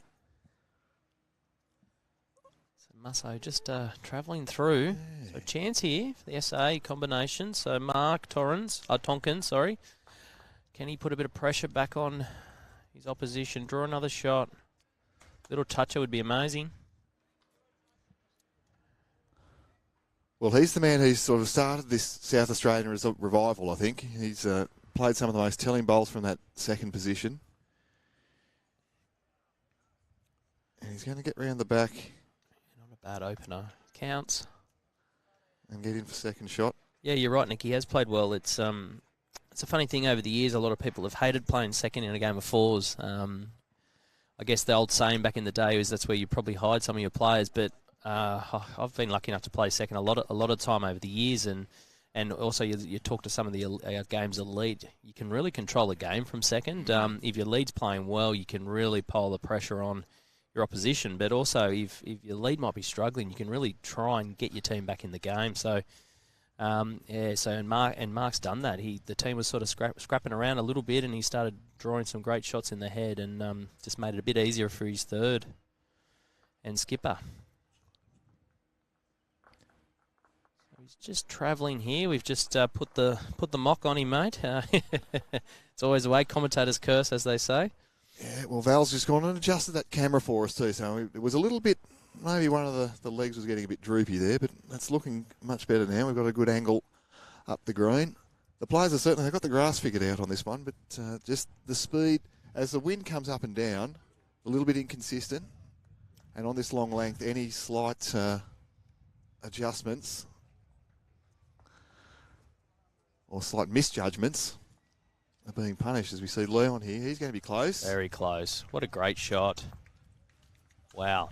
That's brilliant, Nick. He's just about a back resting toucher, as you call it. Fantastic bowl. It's going to be very hard to remove. So Daryl just saying, be there, either hand. Look to get a touch on the jack or the bowl and reset. There is a chance, I think so. He's played the left-handed forehand. And this is pretty close too, Andrew. Will it get down a little bit more, Nick? What a great shot. Yeah. Wow, Stephen. Brilliant. Big high fives from all of his teammates. Massive shot. That's a great shot. Well, can Leon replicate his first effort? Just going to drop under. Yeah, skipper Pat was interested for most of the way there, but just... We had a great angle of the turn there, and it just didn't work. He played great speed again, but yeah, as you said, just under the head. But he's in a good home. As you can see, Daryl there trying to tell Steve to swap over to the other side of the green and try and beat the blue bowls. If you turn back, you count. But it's one of these shots where you're trying to cover and count for your team. Yeah, well, 2 shots it is now to the South Australian team. You know, touch on the jack's okay, but beating the blues is absolutely the number one outcome here. Look at this for a shot. Tucks the jack away. Not quite. It's a good shot, but it's probably not where the skip wanted it. Didn't want him to cross the line, really, did he? No, we need him on that other side, so it's probably just given Pat another bowl to rest on, so he'll stay on that backhand. We're going to try and sit the shot bowl, trail the jack over to the blue bowls at the bottom of the screen. One for the two of you. How important is it as a skip to learn communication and how to be succinct, but also just be as clear as possible where you want the bowls to go? It's the difference between winning and losing in tight contests, Val. I think, Andrew, you'd agree that communication can change the game. We see, particularly with junior bowlers, in my role a lot, that juniors who talk well and communicate really well together are able to see things that others don't. And, I mean, Andrew's played at a higher level than most bowlers. You know, the communication that's done at the top level is elite for a reason. Yeah, and it's just about how, like, I guess as a skip, obviously you got to play the big shots, but you got to control your team and you got to guide them through each end. So a big part of it is calling the right shots and trying to build the head to your advantage. So everyone can play the shots, but you got to tactically be smart. And as Daryl will try here, he's really just trying to draw a shot on the left-hand side of screen. If he beats that wing bowl, he counts. But most importantly, he's covering the trail of the jack. Although he's going to count, but he hasn't got to where he wanted. He was a bit unlucky there. Didn't really need that touch, did he, Andrew? Yeah, because the trail now still well and truly on. Yeah, but we'll see. We'll see in our game later on today about tactics, and especially in the middle game when Ryan Bester's playing. Like, as a skipper and as a team, you've got to have a lot of good plans in place when you're playing a player like that, especially with his drive and what he can do to your ends. So it'll be very interesting to see how Thomas plays that match. And in terms of Ryan, like you don't want to build the heads too much because we know he's probably got the best hit in world bowls, and but sometimes it doesn't always work like that. You've got to just play the game as best you can and see how it all unfolds. But pressure right back on Pat now. Well, with favourites probably 4 shots, so Pat, the trail is still there, but it's not a massive target though. They're lined up pretty well. If he can get to the jack, though, he's done a fantastic job. I don't know. He's got the pace. He's under. He's just under the line. It was a tough shot. Had the pace, just didn't have the right line. So this is what we call the old free hits. I'm not sure why they're discussing too much. He played his first one perfect. He just needs to play the same bowl out to those blue ones. The key here, Nick, is not to cross the line. You don't want to be anywhere near this jack. Well, that might have been what was being reiterated by Stephen Trowse there. Yeah, just don't touch it. It's always hard, though. Don't think about an elephant. Thinking about flamingos. See, that's the problem there. Sometimes you can just probably say too much. Like Daryl's an experienced player, play for the state. Let him just get on and play his shot. They've sort of put him in a bit of a negative mind frame, and he's dropped sort of halfway up the green. So, but a good score nonetheless for the South Australian combination. So I think it was a 2, was it not? 4 in the end? Yeah, I 4. Yeah, thought it was 4, Val, before they played that last bowl. Yeah, I couldn't quite see an indication, but there you go. They are in front for the first time in this match. It's taken a while. Yes. But they do get the lead. And you'd rather have the lead a little bit later than a little bit earlier. Well, I mean, the best time to be leading a game is on the final end, but... Yeah. But when you haven't led it all... As well as after the final end. But when you haven't led it all... To go in the second half, to just round that bend, after 9, as we head towards the 2/3 of the way through this, at the end of this end, that's where we'll be. Apologies for the camera there. Get that working.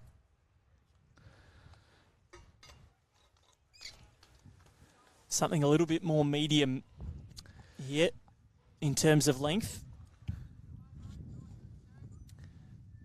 Yes, well, the New Zealand team has really made clear their intentions with the jack. They are going full length. They are really stretching it out. So the Steinwedel South Australian team has responded. They said, we'll go a little bit shorter and see how good you are with a bit more touch, perhaps. Yeah, it's not a bad tactic. They have been struggling coming this way. The New Zealand team have won a number of ends, so it's a good ploy to try something different, although they've just scored a count of 4 on the last end going ditch to ditch. It's a good tactic to try something different coming back this way, see if the team can find their range.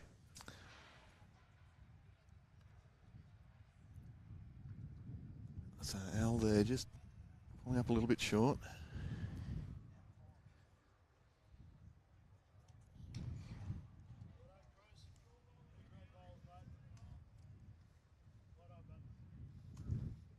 So Mark Tonkins on the mat. Put this down on a pretty good line. It's just going to cut underneath, but will it stop? Be disappointed with that. He played pretty good speed there. He's only just a little bit over, but yeah, as we know on these greens, you've got to take your grass, let the ball do the work. So we've played an hour and 27 minutes, 2 hours and 15 is what we play to in the sectional rounds. And of course, once we get to the quarterfinals and beyond, all untimed. Yeah, for open matches they are, Val, but in our para bowls disability games as well as our over 60s, they do still carry a time limit throughout the whole knockout rounds, so 3 hours.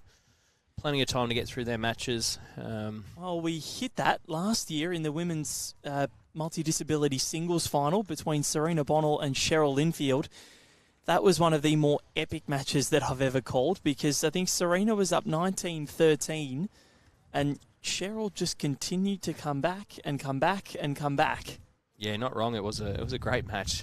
Yep. Cheryl showed a lot of fight to claw her way back in that match and claim victory. So, and it did hit the 3-hour mark. They actually started their final end when the hooter went off, so they were able to finish it.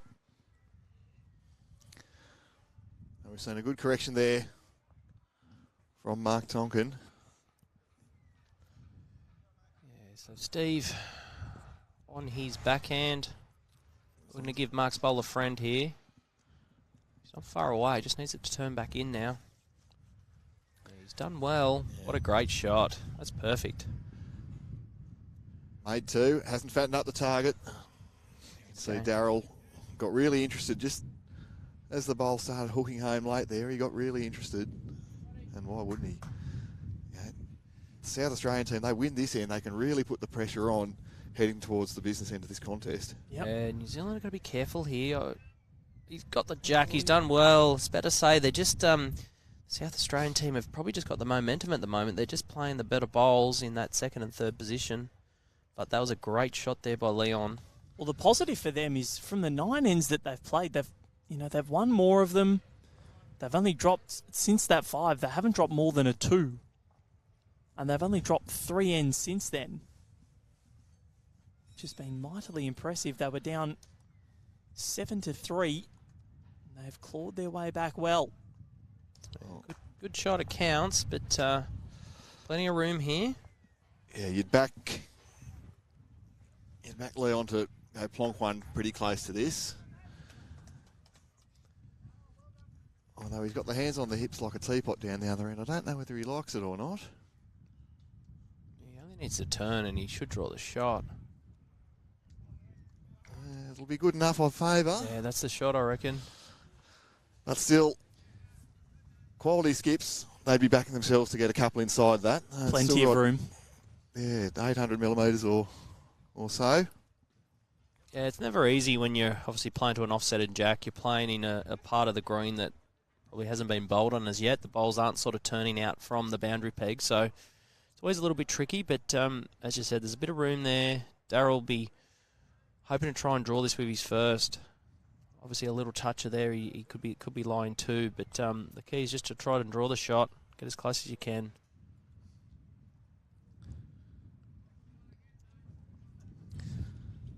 And playing pretty safe there out on the forehand. It's the open hand. Looks to be under. And through too. Yeah, you'd back a player of his calibre to improve on that.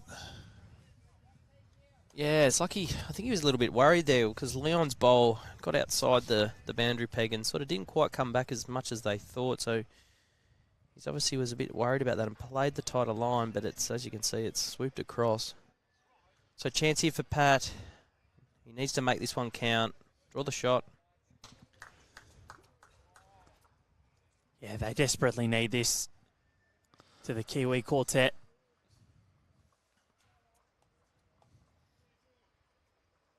Great to have everybody's company wherever you're watching from around the nation and the world. Needs it to stop Pat Houlahan. Yeah, he's just sliding through. It's probably not a bad home in the end there, though, because if the jack does get chipped back towards the centre, I think the New Zealand team are going to be down. He's out on a better line here. Sorry, Nick. He's you're right. He's down to his speed now. Well, we said we'd back Daryl to correct. What a great shot. Yeah. Well played. Okay, who's got the back bowls here? Does he look to try and drive the shot bowl out, kill the jack?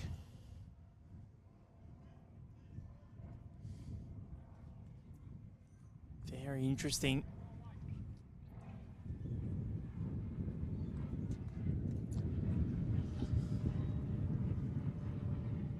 Pat Houlahan.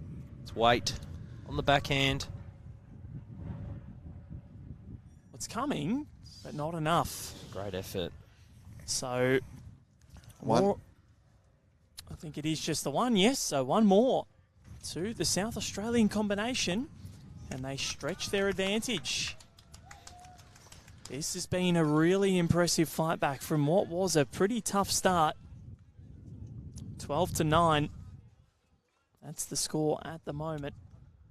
Well, Val, whatever the result of this game is, I think both teams will feel that, you know, if they get defeated, that it's one that's got away. You know, the New Zealand team started so positively, so strongly, and then the South Australian team, the Steinridge, the Steinwedel combination, they've really fought back and gained the ascendancy. They've gained a lot of confidence while doing so. And Andrew Howie, they would feel really good about themselves if they win this game, but you feel as though the New Zealanders might feel as though it's one that might have let it slip. Yeah, I think it's still anybody's, Nick. But I just think the last sort of 3 or 4 rounds, the South Australian combination, they just gained the momentum and they're consistently starting to put bowls thereabouts. So it's important now for the New Zealanders to just take their time, just try and regroup and just get back to what they were doing earlier in the match and just getting some close bowls and letting their third Leon and their skip Pat work their magic. So it all starts with the lead, and here's Al on the mat.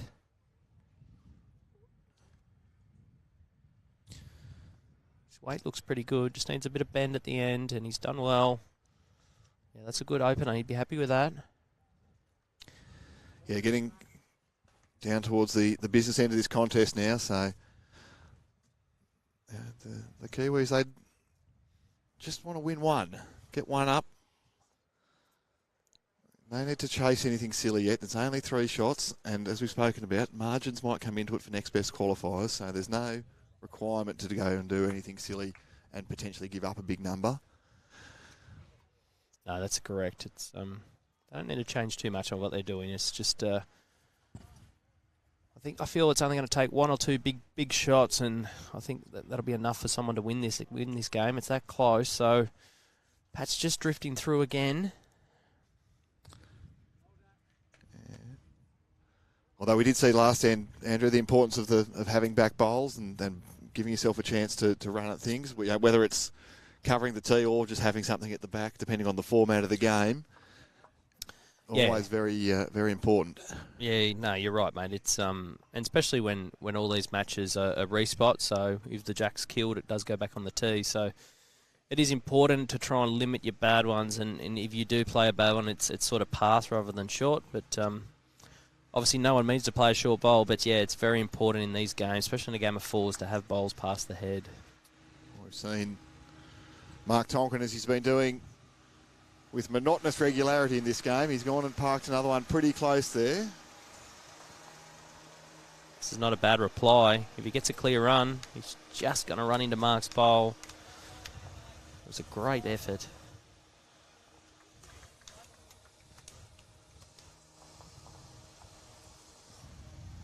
As we're enjoying the smell of fresh cut grass, the tractor's coming past at the soccer ovals right behind us. Fresh cut grass, the ocean, the sunshine, and some great bowls being played here. Mark Tonkin in another good area. Andrew Howie. Oh, he misses his own. Oh, he's unlucky. It's probably his worst result. If he gets around that, he would have covered the New Zealand bowl. He's just opened it up. A favour from the shot that's been called, the red bowl of Mark Tonkin for the Steinwedel South Australian team is still holding shot. Yeah, that's correct. It's just probably given the New Zealand team a chance to just arrive. A couple of bowls to work off. Oh, he's unlucky to go through the gap. If he got the edge of the bowl, he would have worked his way back to the jack. But as you can see, Daryl, clear instructions. Trying to beat his foot at the bottom of screen. Anything better is a great result, but he's going to find himself in a great home if he can get a bowl there. Yeah, so the 2 back bowls are the lead bowls from Al Watson. Now, what's happened here? He's turned up. Yeah, it's Kevin's bowl, so they are holding 2, maybe more. It's fattened up the target too. I think he might go a little bit more positive at this. I think the time's now. I'd be going quick on the forehand. Get the jack. You can get all 3 bowls as well. I think it's now time to try and play one of these shots. Change the momentum.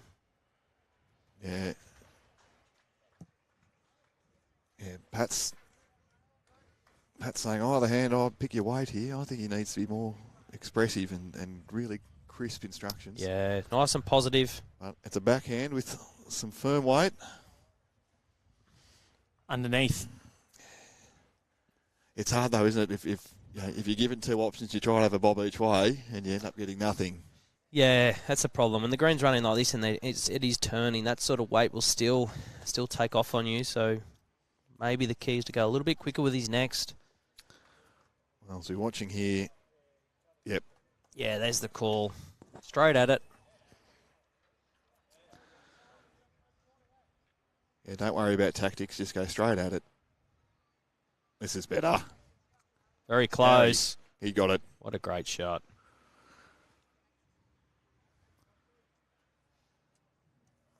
So The wide. we'll have to go to the wide shot because we're going to have a look and see where the jack's gone. Can't actually too much of a gauge on. I think it looks like it's right out towards the boundary peg. They're just looking at to see whether it's in or out. Might actually have to get an umpire here.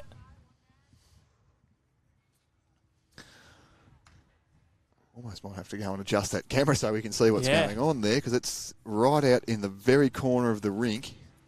Maybe cross to the 45 valve. Yeah, we can. We can pick it up. There we can see. It's right next to the boundary peg. So I'm not sure who belongs to that bowl at the bottom of the screen. There's a bit of traffic coming through, so we'll... They've called the umpire. They have. So we'll get a gauge on whether this is in or out because it'll change things a little bit. Well, it's a magnificent shot there from Leon. Yeah, he played his first bowl valve a little bit half-heartedly to get down through the head. But the second bowl, he was told explicitly, no more stuffing around, go straight at this. And Leon van Boxtel, he guts the jack, taking it straight back. Well, not straight back, taking it back to the pit. But there is some contention now over bowls and jacks and whether they're in or out. So we'll get the mirrors out and have a look and see whether we're in line or not. So we've got about 34 minutes left to get through this. I'm just looking at the clock now, and we may get timed out. Of course, if the jack is rolled for the final end before the hooter goes, we can play out that end. But this is it's getting to a point now where we're only in end 11. And the last thing you want in your sectional rounds when shots up mean everything is to leave ends on the table. And this has taken a couple of minutes already. Well, this is something that we see so often, though, Val and Andrew, in four-bowl pairs and two-bowl fours particularly, that there's a lot of bowls in the head, things get crowded, and so things get hit. And when things get hit, we get things that happen, like jacks going out of bounds, respots, and umpires being called. So, still deliberating here. So I saw a signal saying that it's in. Yep.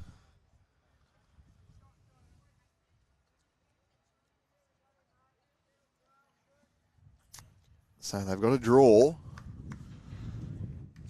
to the rink peg. Pretty well here, Andrew Howe. That's the shot that you've been practicing every afternoon at training.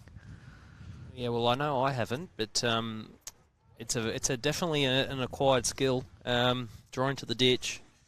It's probably something most bowlers around the country probably don't practice enough. And not only drawing to the ditch here, but make sure that you pass the tee as well. So drawing to the rink peg. So not only pass the tee, but out wide to the peg, because there's very little margin for error here.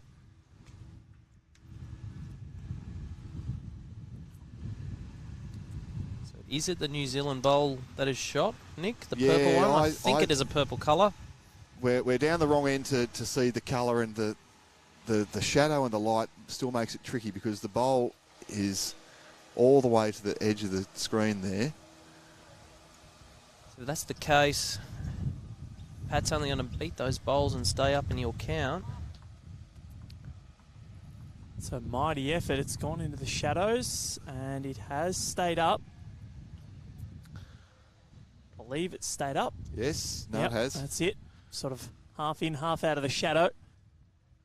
So the bowl, the shadow at the far right hand side of your screen, viewers, is the shot. So really, really tricky to get to.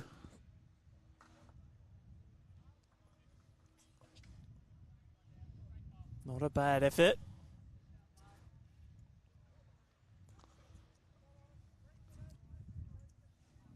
So it is 1 to the New Zealand combination, was just indicated. So beating that last bowl then would be my estimation, Andrew Howie. Yeah, his weight was perfect. Just needs to take a bit more grass. That's what he's done. So watch this as it crawls into the No, that's 45. that's one from the other rink. Oh, it is too. Yeah, Val. Yep. We've just had a rogue bowl come across. Got confused. Righto. This is the one that we're watching. The bowl that's still moving. This is going to be very close. That'll make 2. Well, he's done well to get around that rogue bowl. Oh, it is. Definitely 2. Okay. So definite 2, and they're going to have a look for a third here. The umpire This is has big. the umpire has stayed down with them, which is probably pretty sensible because you never know what might happen with these wide jacks. Yeah, you can see that they're getting the tape out.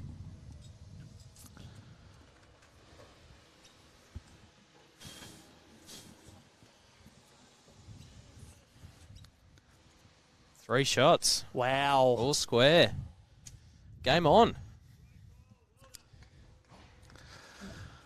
Well, as you called, Andrew Howie, get aggressive, go at it, and see what happens. So the jack went into the ditch, right out in the corner, and then a great draw bowl from skip Pat Houlahan has made 3 shots and has made this game come alive again, Val Febo. 4 ends to play, 12 apiece. This is going right down to the wire, and It's going down to the wire in terms of score and time. well, time is now of the essence. We have 29 minutes to get through 4 ends, which is 5.5 minutes an end. Yeah, it's going to Just be under- tight. Yeah. Well, to get through 3 completed, They've ends, only then got roll to, the yeah, jack. that's right. Yeah. They've only got to roll the jack Yeah. before the bell goes. I think they'll be okay, Yeah. but you never know. The jack might go out. Well, we might need more umpires. We might need a bit of everything. Players might talk on the head. This is when the drama really starts to ramp up, because you just never know. As we see here, it's a change of tactics from the Kiwis too. They've got the mat all the way back, and then rolled. This is, I favour the shortest jack of the game. As we see, Kevin Robinson just go plonk one straight on it for South Australia and says, "Well, beat this."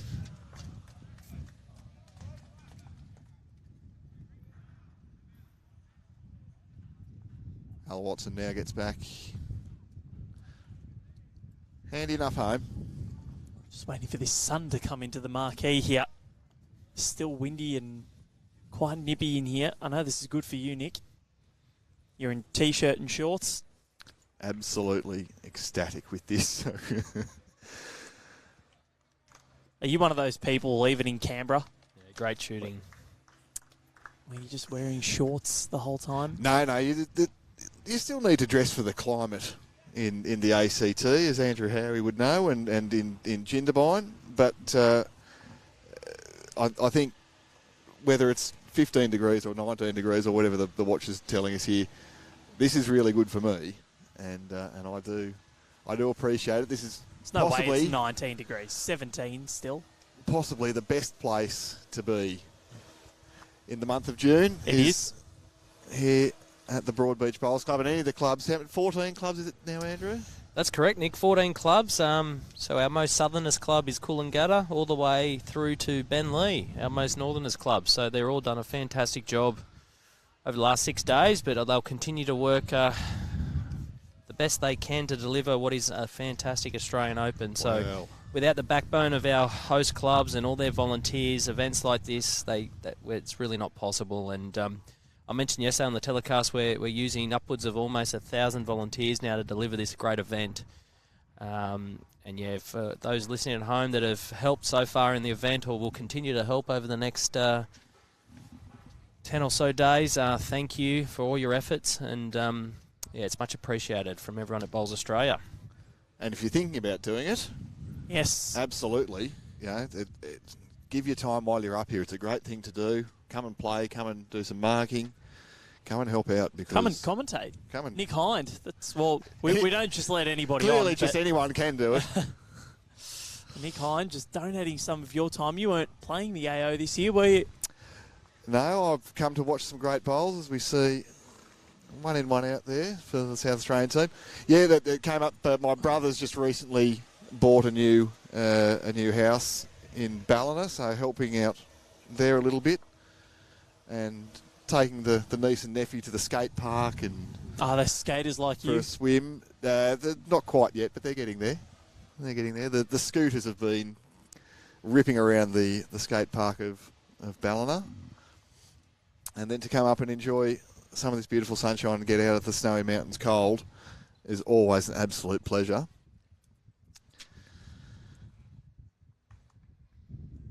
So a chance here to really put the pressure on. 3 shots for the South Australian team here. Been well set up by the front end, Kevin and Mark. Well, another 3 for them would be huge, just as this New Zealand quartet have thrown themselves right back into this contest. He's very close. Will count. There is a wall to work off there for Leon. That's a target and a half. Yeah, any sort of, if he arrives down to any of those bowls, he will get second shot. But the key is just to try and draw it, try and help you skip out here. He's on a pretty high line for somebody with that good of a target. Yeah, just overplayed the weight, really. So pressure well and truly on now. Yeah, a bit loose here. The New Zealand team, they've picked up a good 3 the last end to draw the match up, and then they've rolled, as we say, the shortest jack of the game. I was very surprised they went for the short jack. They'd been rolling long lengths. Could it have been a miscue? I'm not sure, Val. I'm not sure, but yeah, it was me. I would have been inclined to keep playing their longer length back this way that they had been playing well on. And they've just sort of missed the mark here. Yeah, taking a bit of a risk, and at this stage it's not paid off. That last bowl from Stephen it clipped off the shot and went back down the line. So there is a bit of cover now for the South Australian team at the back. There's a couple of Leon's bowls back there, but I think the plan's still the same, Andrew. 4 bowls to sit off just to cut it down. Yeah. Well, he's gone bigger. The key is here, but is not to purposely play too much weight at it. You're just trying to draw the shot. Let the bowl do the work off the pack. He's just throwing it out on a high line and it won't get back.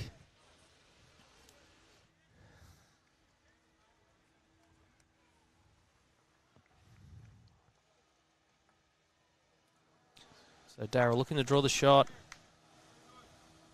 Can manage to sort of get behind the jack and count would be a great result. He's very close here.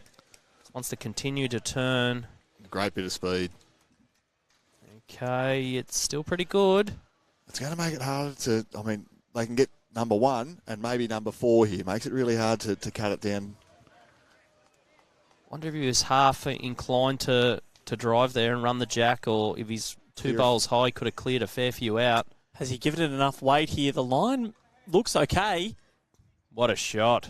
Well, who needs to drive when you can play shots like that? Sensational. That's the boss.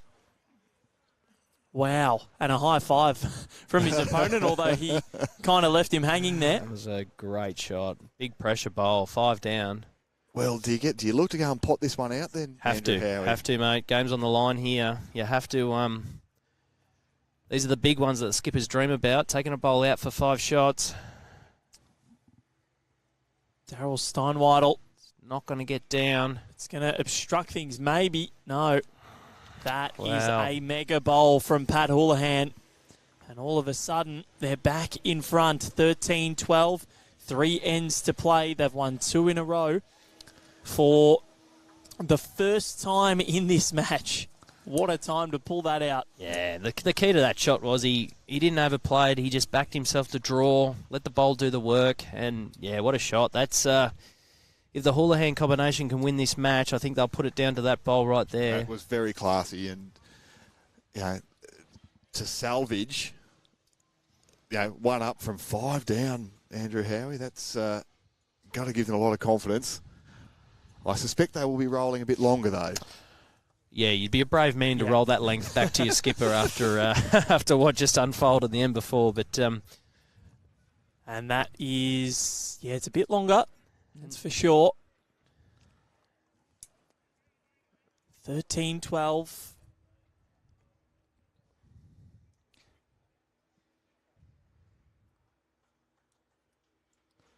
$20 to go.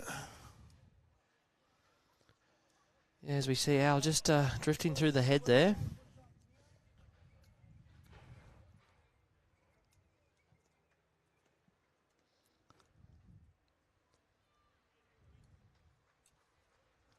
The action's heating up here as we're getting towards the exciting conclusion of this first round match. Andrew Howie's even taken the jacket off. That's how hot it's getting. Yeah, it's well. Thanks, guys. You put me in the sunny seat. It was good earlier. Now I'm getting sunburnt. Yeah. But Maybe go get some sunscreen. But, That's what happened to me the other day. no, it's a beautiful day, and yeah, what a great start to the Thursday of the AO with this great match. And as you said, still in the balance. Anybody's great game. Oh, Al, he won't be happy with that. His skipper's just played a bomb, and the key there is to sort of try and back him up and produce some good bowls, and he's just sort of missed the mark. But big chance here now for Kevin.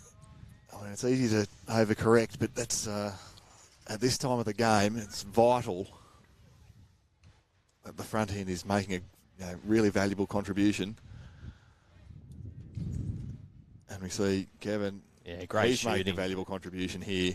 It's fantastic bowls.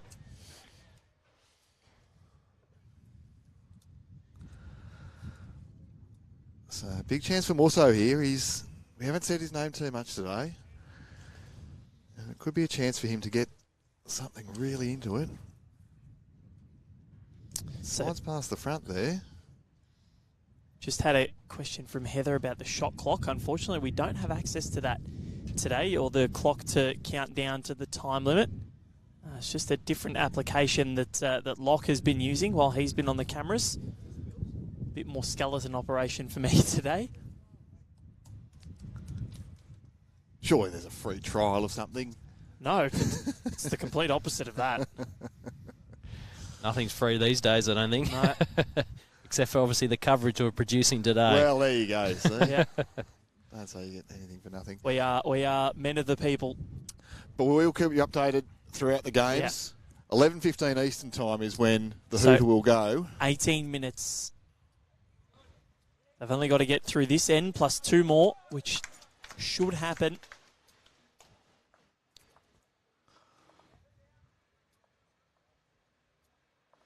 And hat off there. Yeah, Musso, what a great shot. Well played, exactly what the skip was after. Musso muscles. Well, his muscle memory was all right there Yeah. because he's parked to absolutely jack high. And he made a great correction with his second bowl. Now, Mark Tonkin has been just about the man for this South Australian team. Off the bench, as we say. What can he do here to change the situation? Yeah, he's going to go to a good home.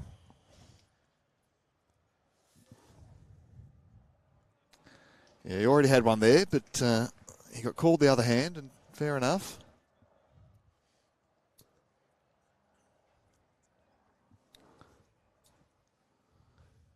Now, Leon, skipper Pat's watching this intently. He wants to get to the Reds.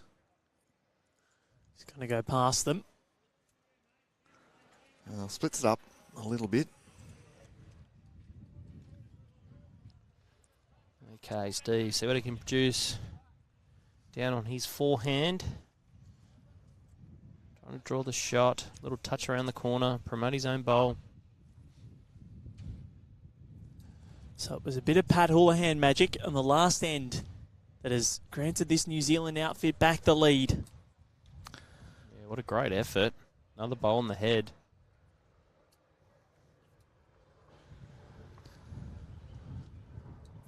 So still calling here for Leon on the forehand, just looking to get down to the shot bowl. Double it up. Next session at 11:45. Looking forward to that one. Team skippered by Ryan Bester against Thomas Webb.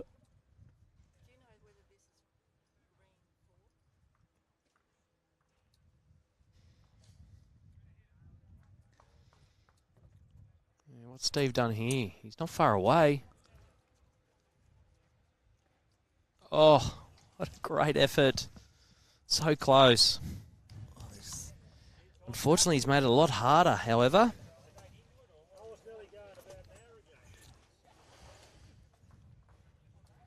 Skips make their way down. Not long to go, and this is getting nerve-wracking for all four of these players from both sides.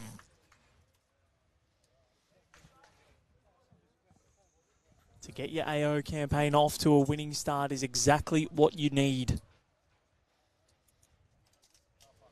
Well, if you lose, it's one shot. You don't want to give up too many, that's for sure. So Pat trying to put another bowl in the head here. It is quite vulnerable if Daryl could manage to remove the shot bowl. It's not far away, just needs to keep running. Well, he gets past that. That was a really what a good good bowl. shot. However, does it sort of line up now to remove both bowls if they wanted to play weight? Well, Daryl's shown he's reluctant to play much weight, though, so far. Yeah, Harry. he has, hasn't he? But I tend to agree with you there that there's a backhand shot that could get the front blue, cannon those two out, or get, you know, can squeak around and maybe get a bit of the jack there. Yeah, these timing shots, when the green's running like this and turning, those timing shots he's trying to play there are very difficult. You've got to be so precise.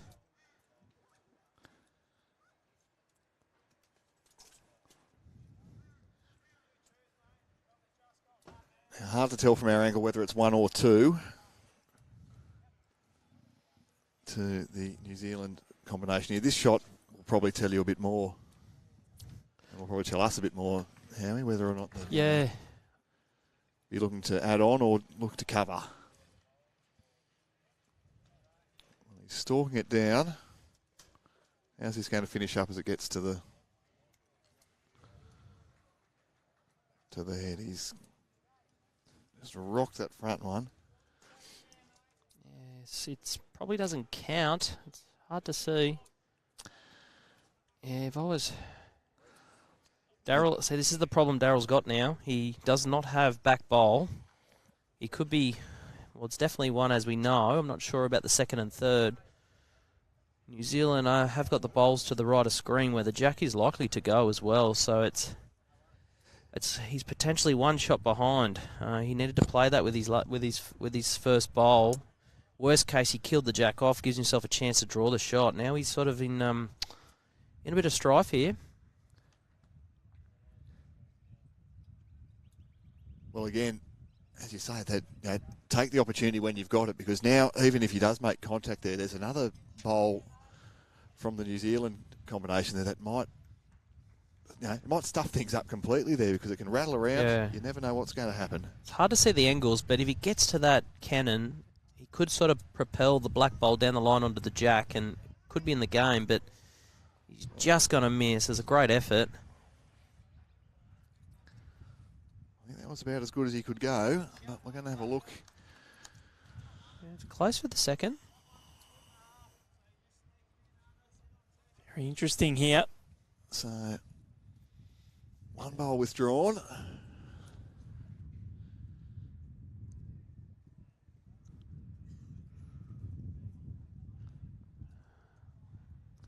Didn't see an indication there. No, it might have just been that one. Well, Yeah, talking to the skips. Well, it's definitely two. They did take Okay, yep. the shot bowl and then remove the front one as well. So we're about to find out as the board gets turned.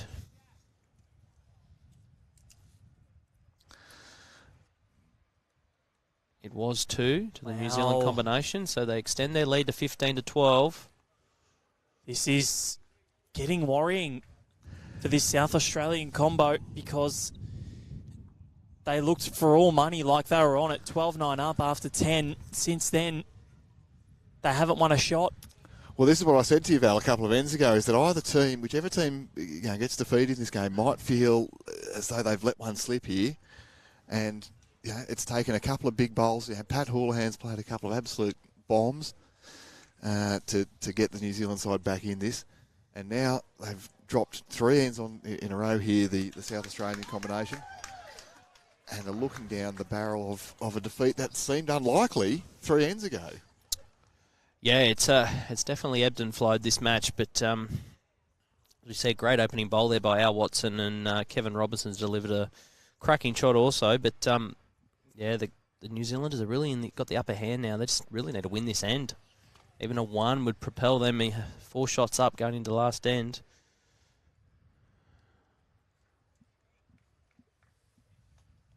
And, when we've only seen a score of 4 or more conceded just once, once for each team, it's having a lead of 4 would be hugely beneficial. 10-minute warning has been given. This end and 1 more to play after this. We will get the match finished, that's for sure. But the result, we've got absolutely no idea. Great shooting, Kevin. Well, Kevin's doing everything he can for South Australia here. He's led up really well, particularly towards the back end of this game. Those Dreamline XGs have got themselves in there with monotonous regularity. You see Musso here. He'll squeak in round the back, but if you can finish the other side of the line, that might come in really handy. Yeah, it's a good home, especially when the opposition are all over the jack at the moment. There's likely any movement's going to be back, so won't be too disappointed with that, as long as he can try and correct with his next.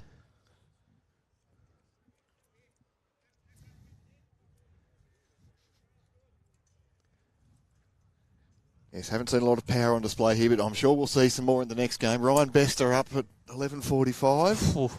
Kevin Anderson's got a good drive. Thomas, well, he's playing front end though, isn't he? We might see too much from him. Still, you never know. Wow, okay, be disappointed with that. I think it's arriving. It's weight from Musso here. 3 down, any connection on the head would be wonderful here. Yeah, the old Master Blaster in action. This is much more positive here from Musso, and he's got a pretty good track if he's going to get some contact on something. Push a couple away. It's only probably 2 down now. Certainly improved it though with that. The lead bowl of Al Watson's now in a really handy home to be a catcher. And I'm just looking to see whether the bowl that he played has stayed up at the back of the rink too, because that might come in handy. It has. So the New Zealand team has got the Very 2 best close backs here. here. Yeah, what a good shot. He's quite unlucky. He's really fat in the target.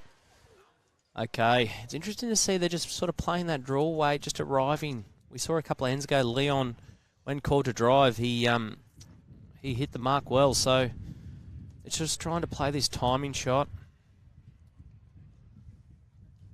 As you can see, you've got to be so precise. You get out there and it sort of just can go straight a little bit with that breeze. Well, that fell into the ditch, Andrew, and that's quicker than I would have imagined from the instructions he was given. Yeah, I think if you're going to play that weight, you may as well just go straight at it. You're 3 down. You can remove 2 shots, kill the jack. You've got best back. It's very unlikely it'll go worse for them. So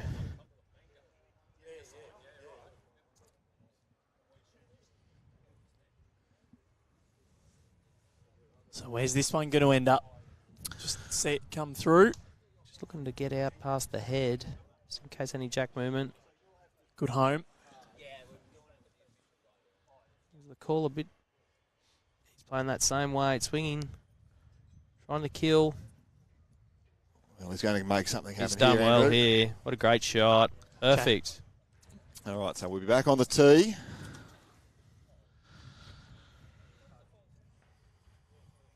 So, of course, no dead ends. Here we do respot, which I know isn't everyone's cup of tea, but I like it. I think it brings another element of strategy into the games, and it helps make sure we get conclusions too. I'm the exact same. That's exactly right. We've got so many matches to get through, especially the first few days. You can't afford not to have respot. All the players are used to it now. It keeps the games flowing. So, and we saw a couple of years ago how Matty Lucas kill about 7 ends at the Australian Championships, and I think that was one of the arguments for the respot there, because that was a long end. Yeah, especially when those final was played at 6:30 at night, and an extra an hour and a half of the game was added on with killed ends. It makes for a late night, but fair play to him though. They kept hitting him, Matty and Chris Lalive. 100%. So Pat looking to try and draw the shot. Yeah, Steve Trowse was good enough. But how's Pat going to go here? Just running through. Okay. Daryl, Val. Daryl really needs to play a good one with his first here. This is absolutely huge, this end, because if the South Australian team can't do much, they will be on the verge of a first-up defeat. It's coming, wants to work. Has it done enough? Probably not. Yeah, it's a bit hard to tell from the angle. No, I think it's... I'd expect Pat to draw closer than that one anyway. Oh, the way he's been playing. And in this direction last time out, he played a bomb that we're probably considering the match winner if they do hold on and win this contest. Pat Houlahan. He's out on a good line. Has he got the weight? He's done well. What a great shot. Yeah, and as you called Andrew Howie, you'd back him to improve off that first effort. And he subtracted just about a metre to sit 2 bowls behind Jack and really put the pressure on here. Daryl's going to look to follow him down and just see if he can park up inside there. Might be a bit hot. Yeah, got a feeling he may have been trying to sit the bowl out there, but he's won. So now going into the final end, it is a 16-12 lead to the New Zealand combination of Al Watson, Musso Haaland, Leon Van Boxtel and Pat Houlahan. They have won the last 4 ends of this match when they hadn't won 2 ends in a row at all. So impressive what they've been able to do. They lead it by 4, 1 to play. And they should be mightily thrilled. Well, they can be really proud of themselves, Val, because what we've seen so far in this contest is that it had been neck and neck, it had been even, it had been really, really difficult to make any solid predictions. And then to go reel off 4 ends in a row against a really quality South Australian foursome here, the New Zealand team, Pat Houlahan and his crew, can be really proud of themselves. Leon Van Boxtel's played some really telling bowls. Musso came and played a great one when the side really needed it on the 2 ends ago. And Al Watson's been putting some bowls in some handy spot from lead. So, as a combination, they've done fantastically.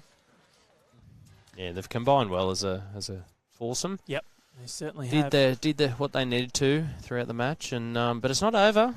We've seen stranger things happen, Val. 4 shots needed for the South Australian combination to draw, 5 for the win. Yeah, and well, the first end was a 5. That was one of the bookends.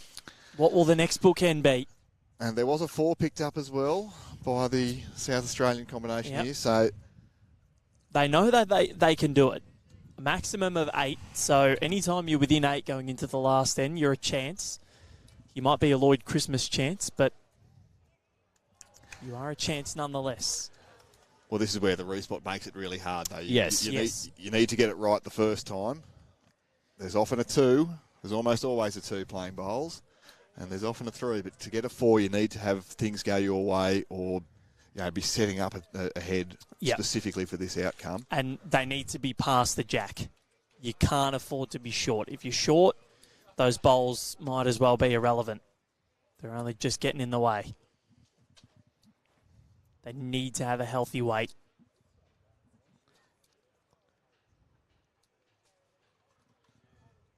Have you ever had a big last end comeback, Howie? What was your biggest last end that you picked up to win? Have you had a 6 or a 7? Oh, you're testing me now, Nick.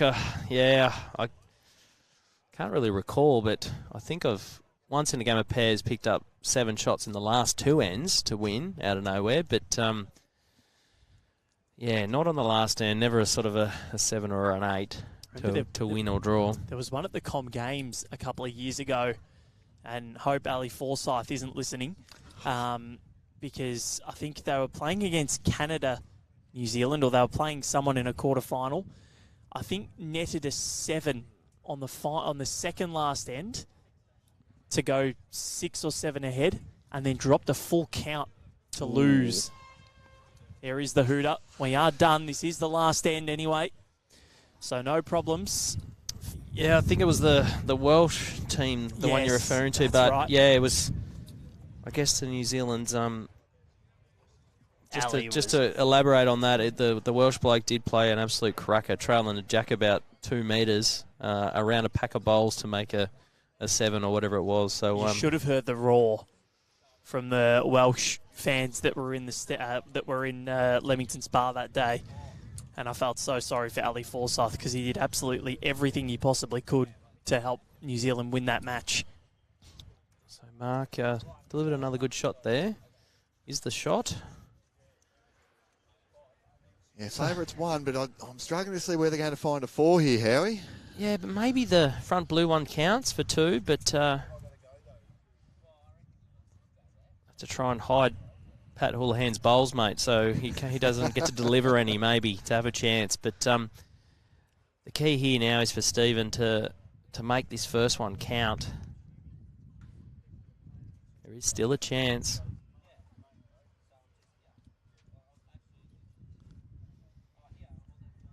He's got the breeze behind it here. Yeah, he needs to sit. Okay, counts. Might be in for a... Potentially.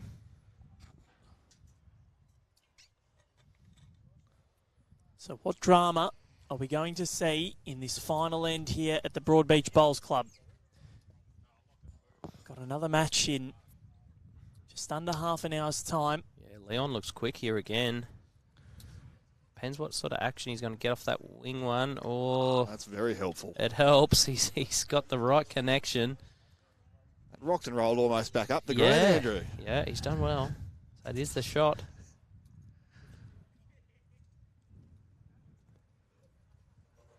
Okay, Steve's corrected his line. Looks to be under.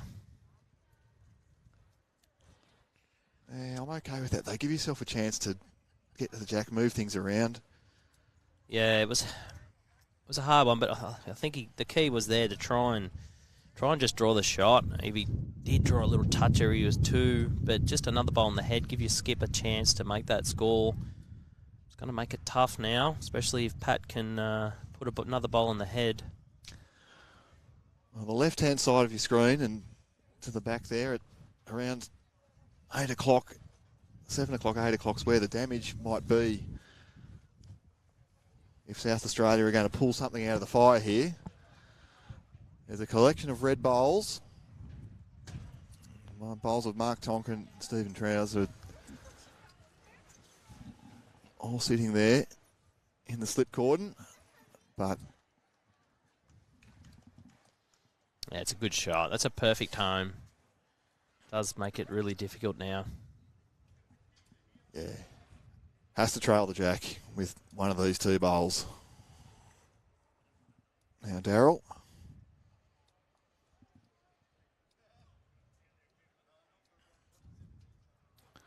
Well, third Stephen Trowse is looking at this really closely here. It's a good effort. Drawn the shot.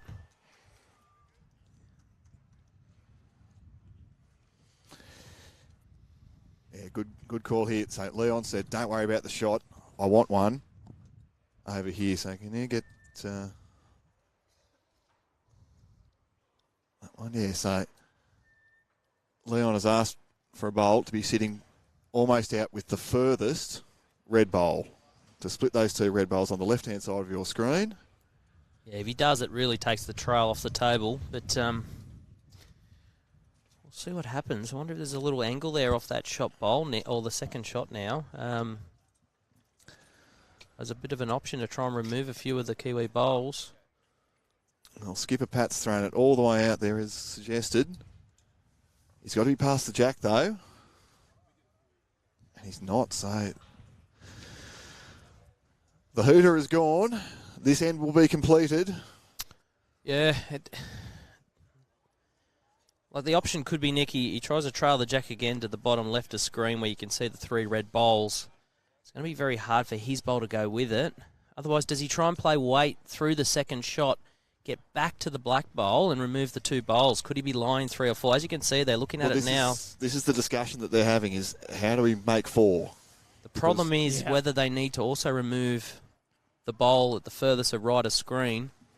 But if they don't, I'd be inclined to go for the edge of that blue bowl, work back and get the black one and potentially hold a draw, if not game. Well, you can see there, that's what Daryl and Stephen are talking about. How do we do it? You got one chance. And again, if you're a skip, these are the bowls that you perhaps don't dream of because you've got to do it to win the game. Yeah. But geez, you do dream about hitting them and making them work successfully. So, massive bowl here. Daryl on the mat. He's playing trail weight. What's he got? Oh, he's got enough weight to work back to the other one, but he's just on a high line. He was trying for the blue bowl back to the black one, but it's not going to be good enough. It's going to be a win to the New Zealand combination. Yep. Check the final score there, what they ended up with. Pretty sure it was 1-2 South Australia. So, not enough. 3 short of what they needed to tie it.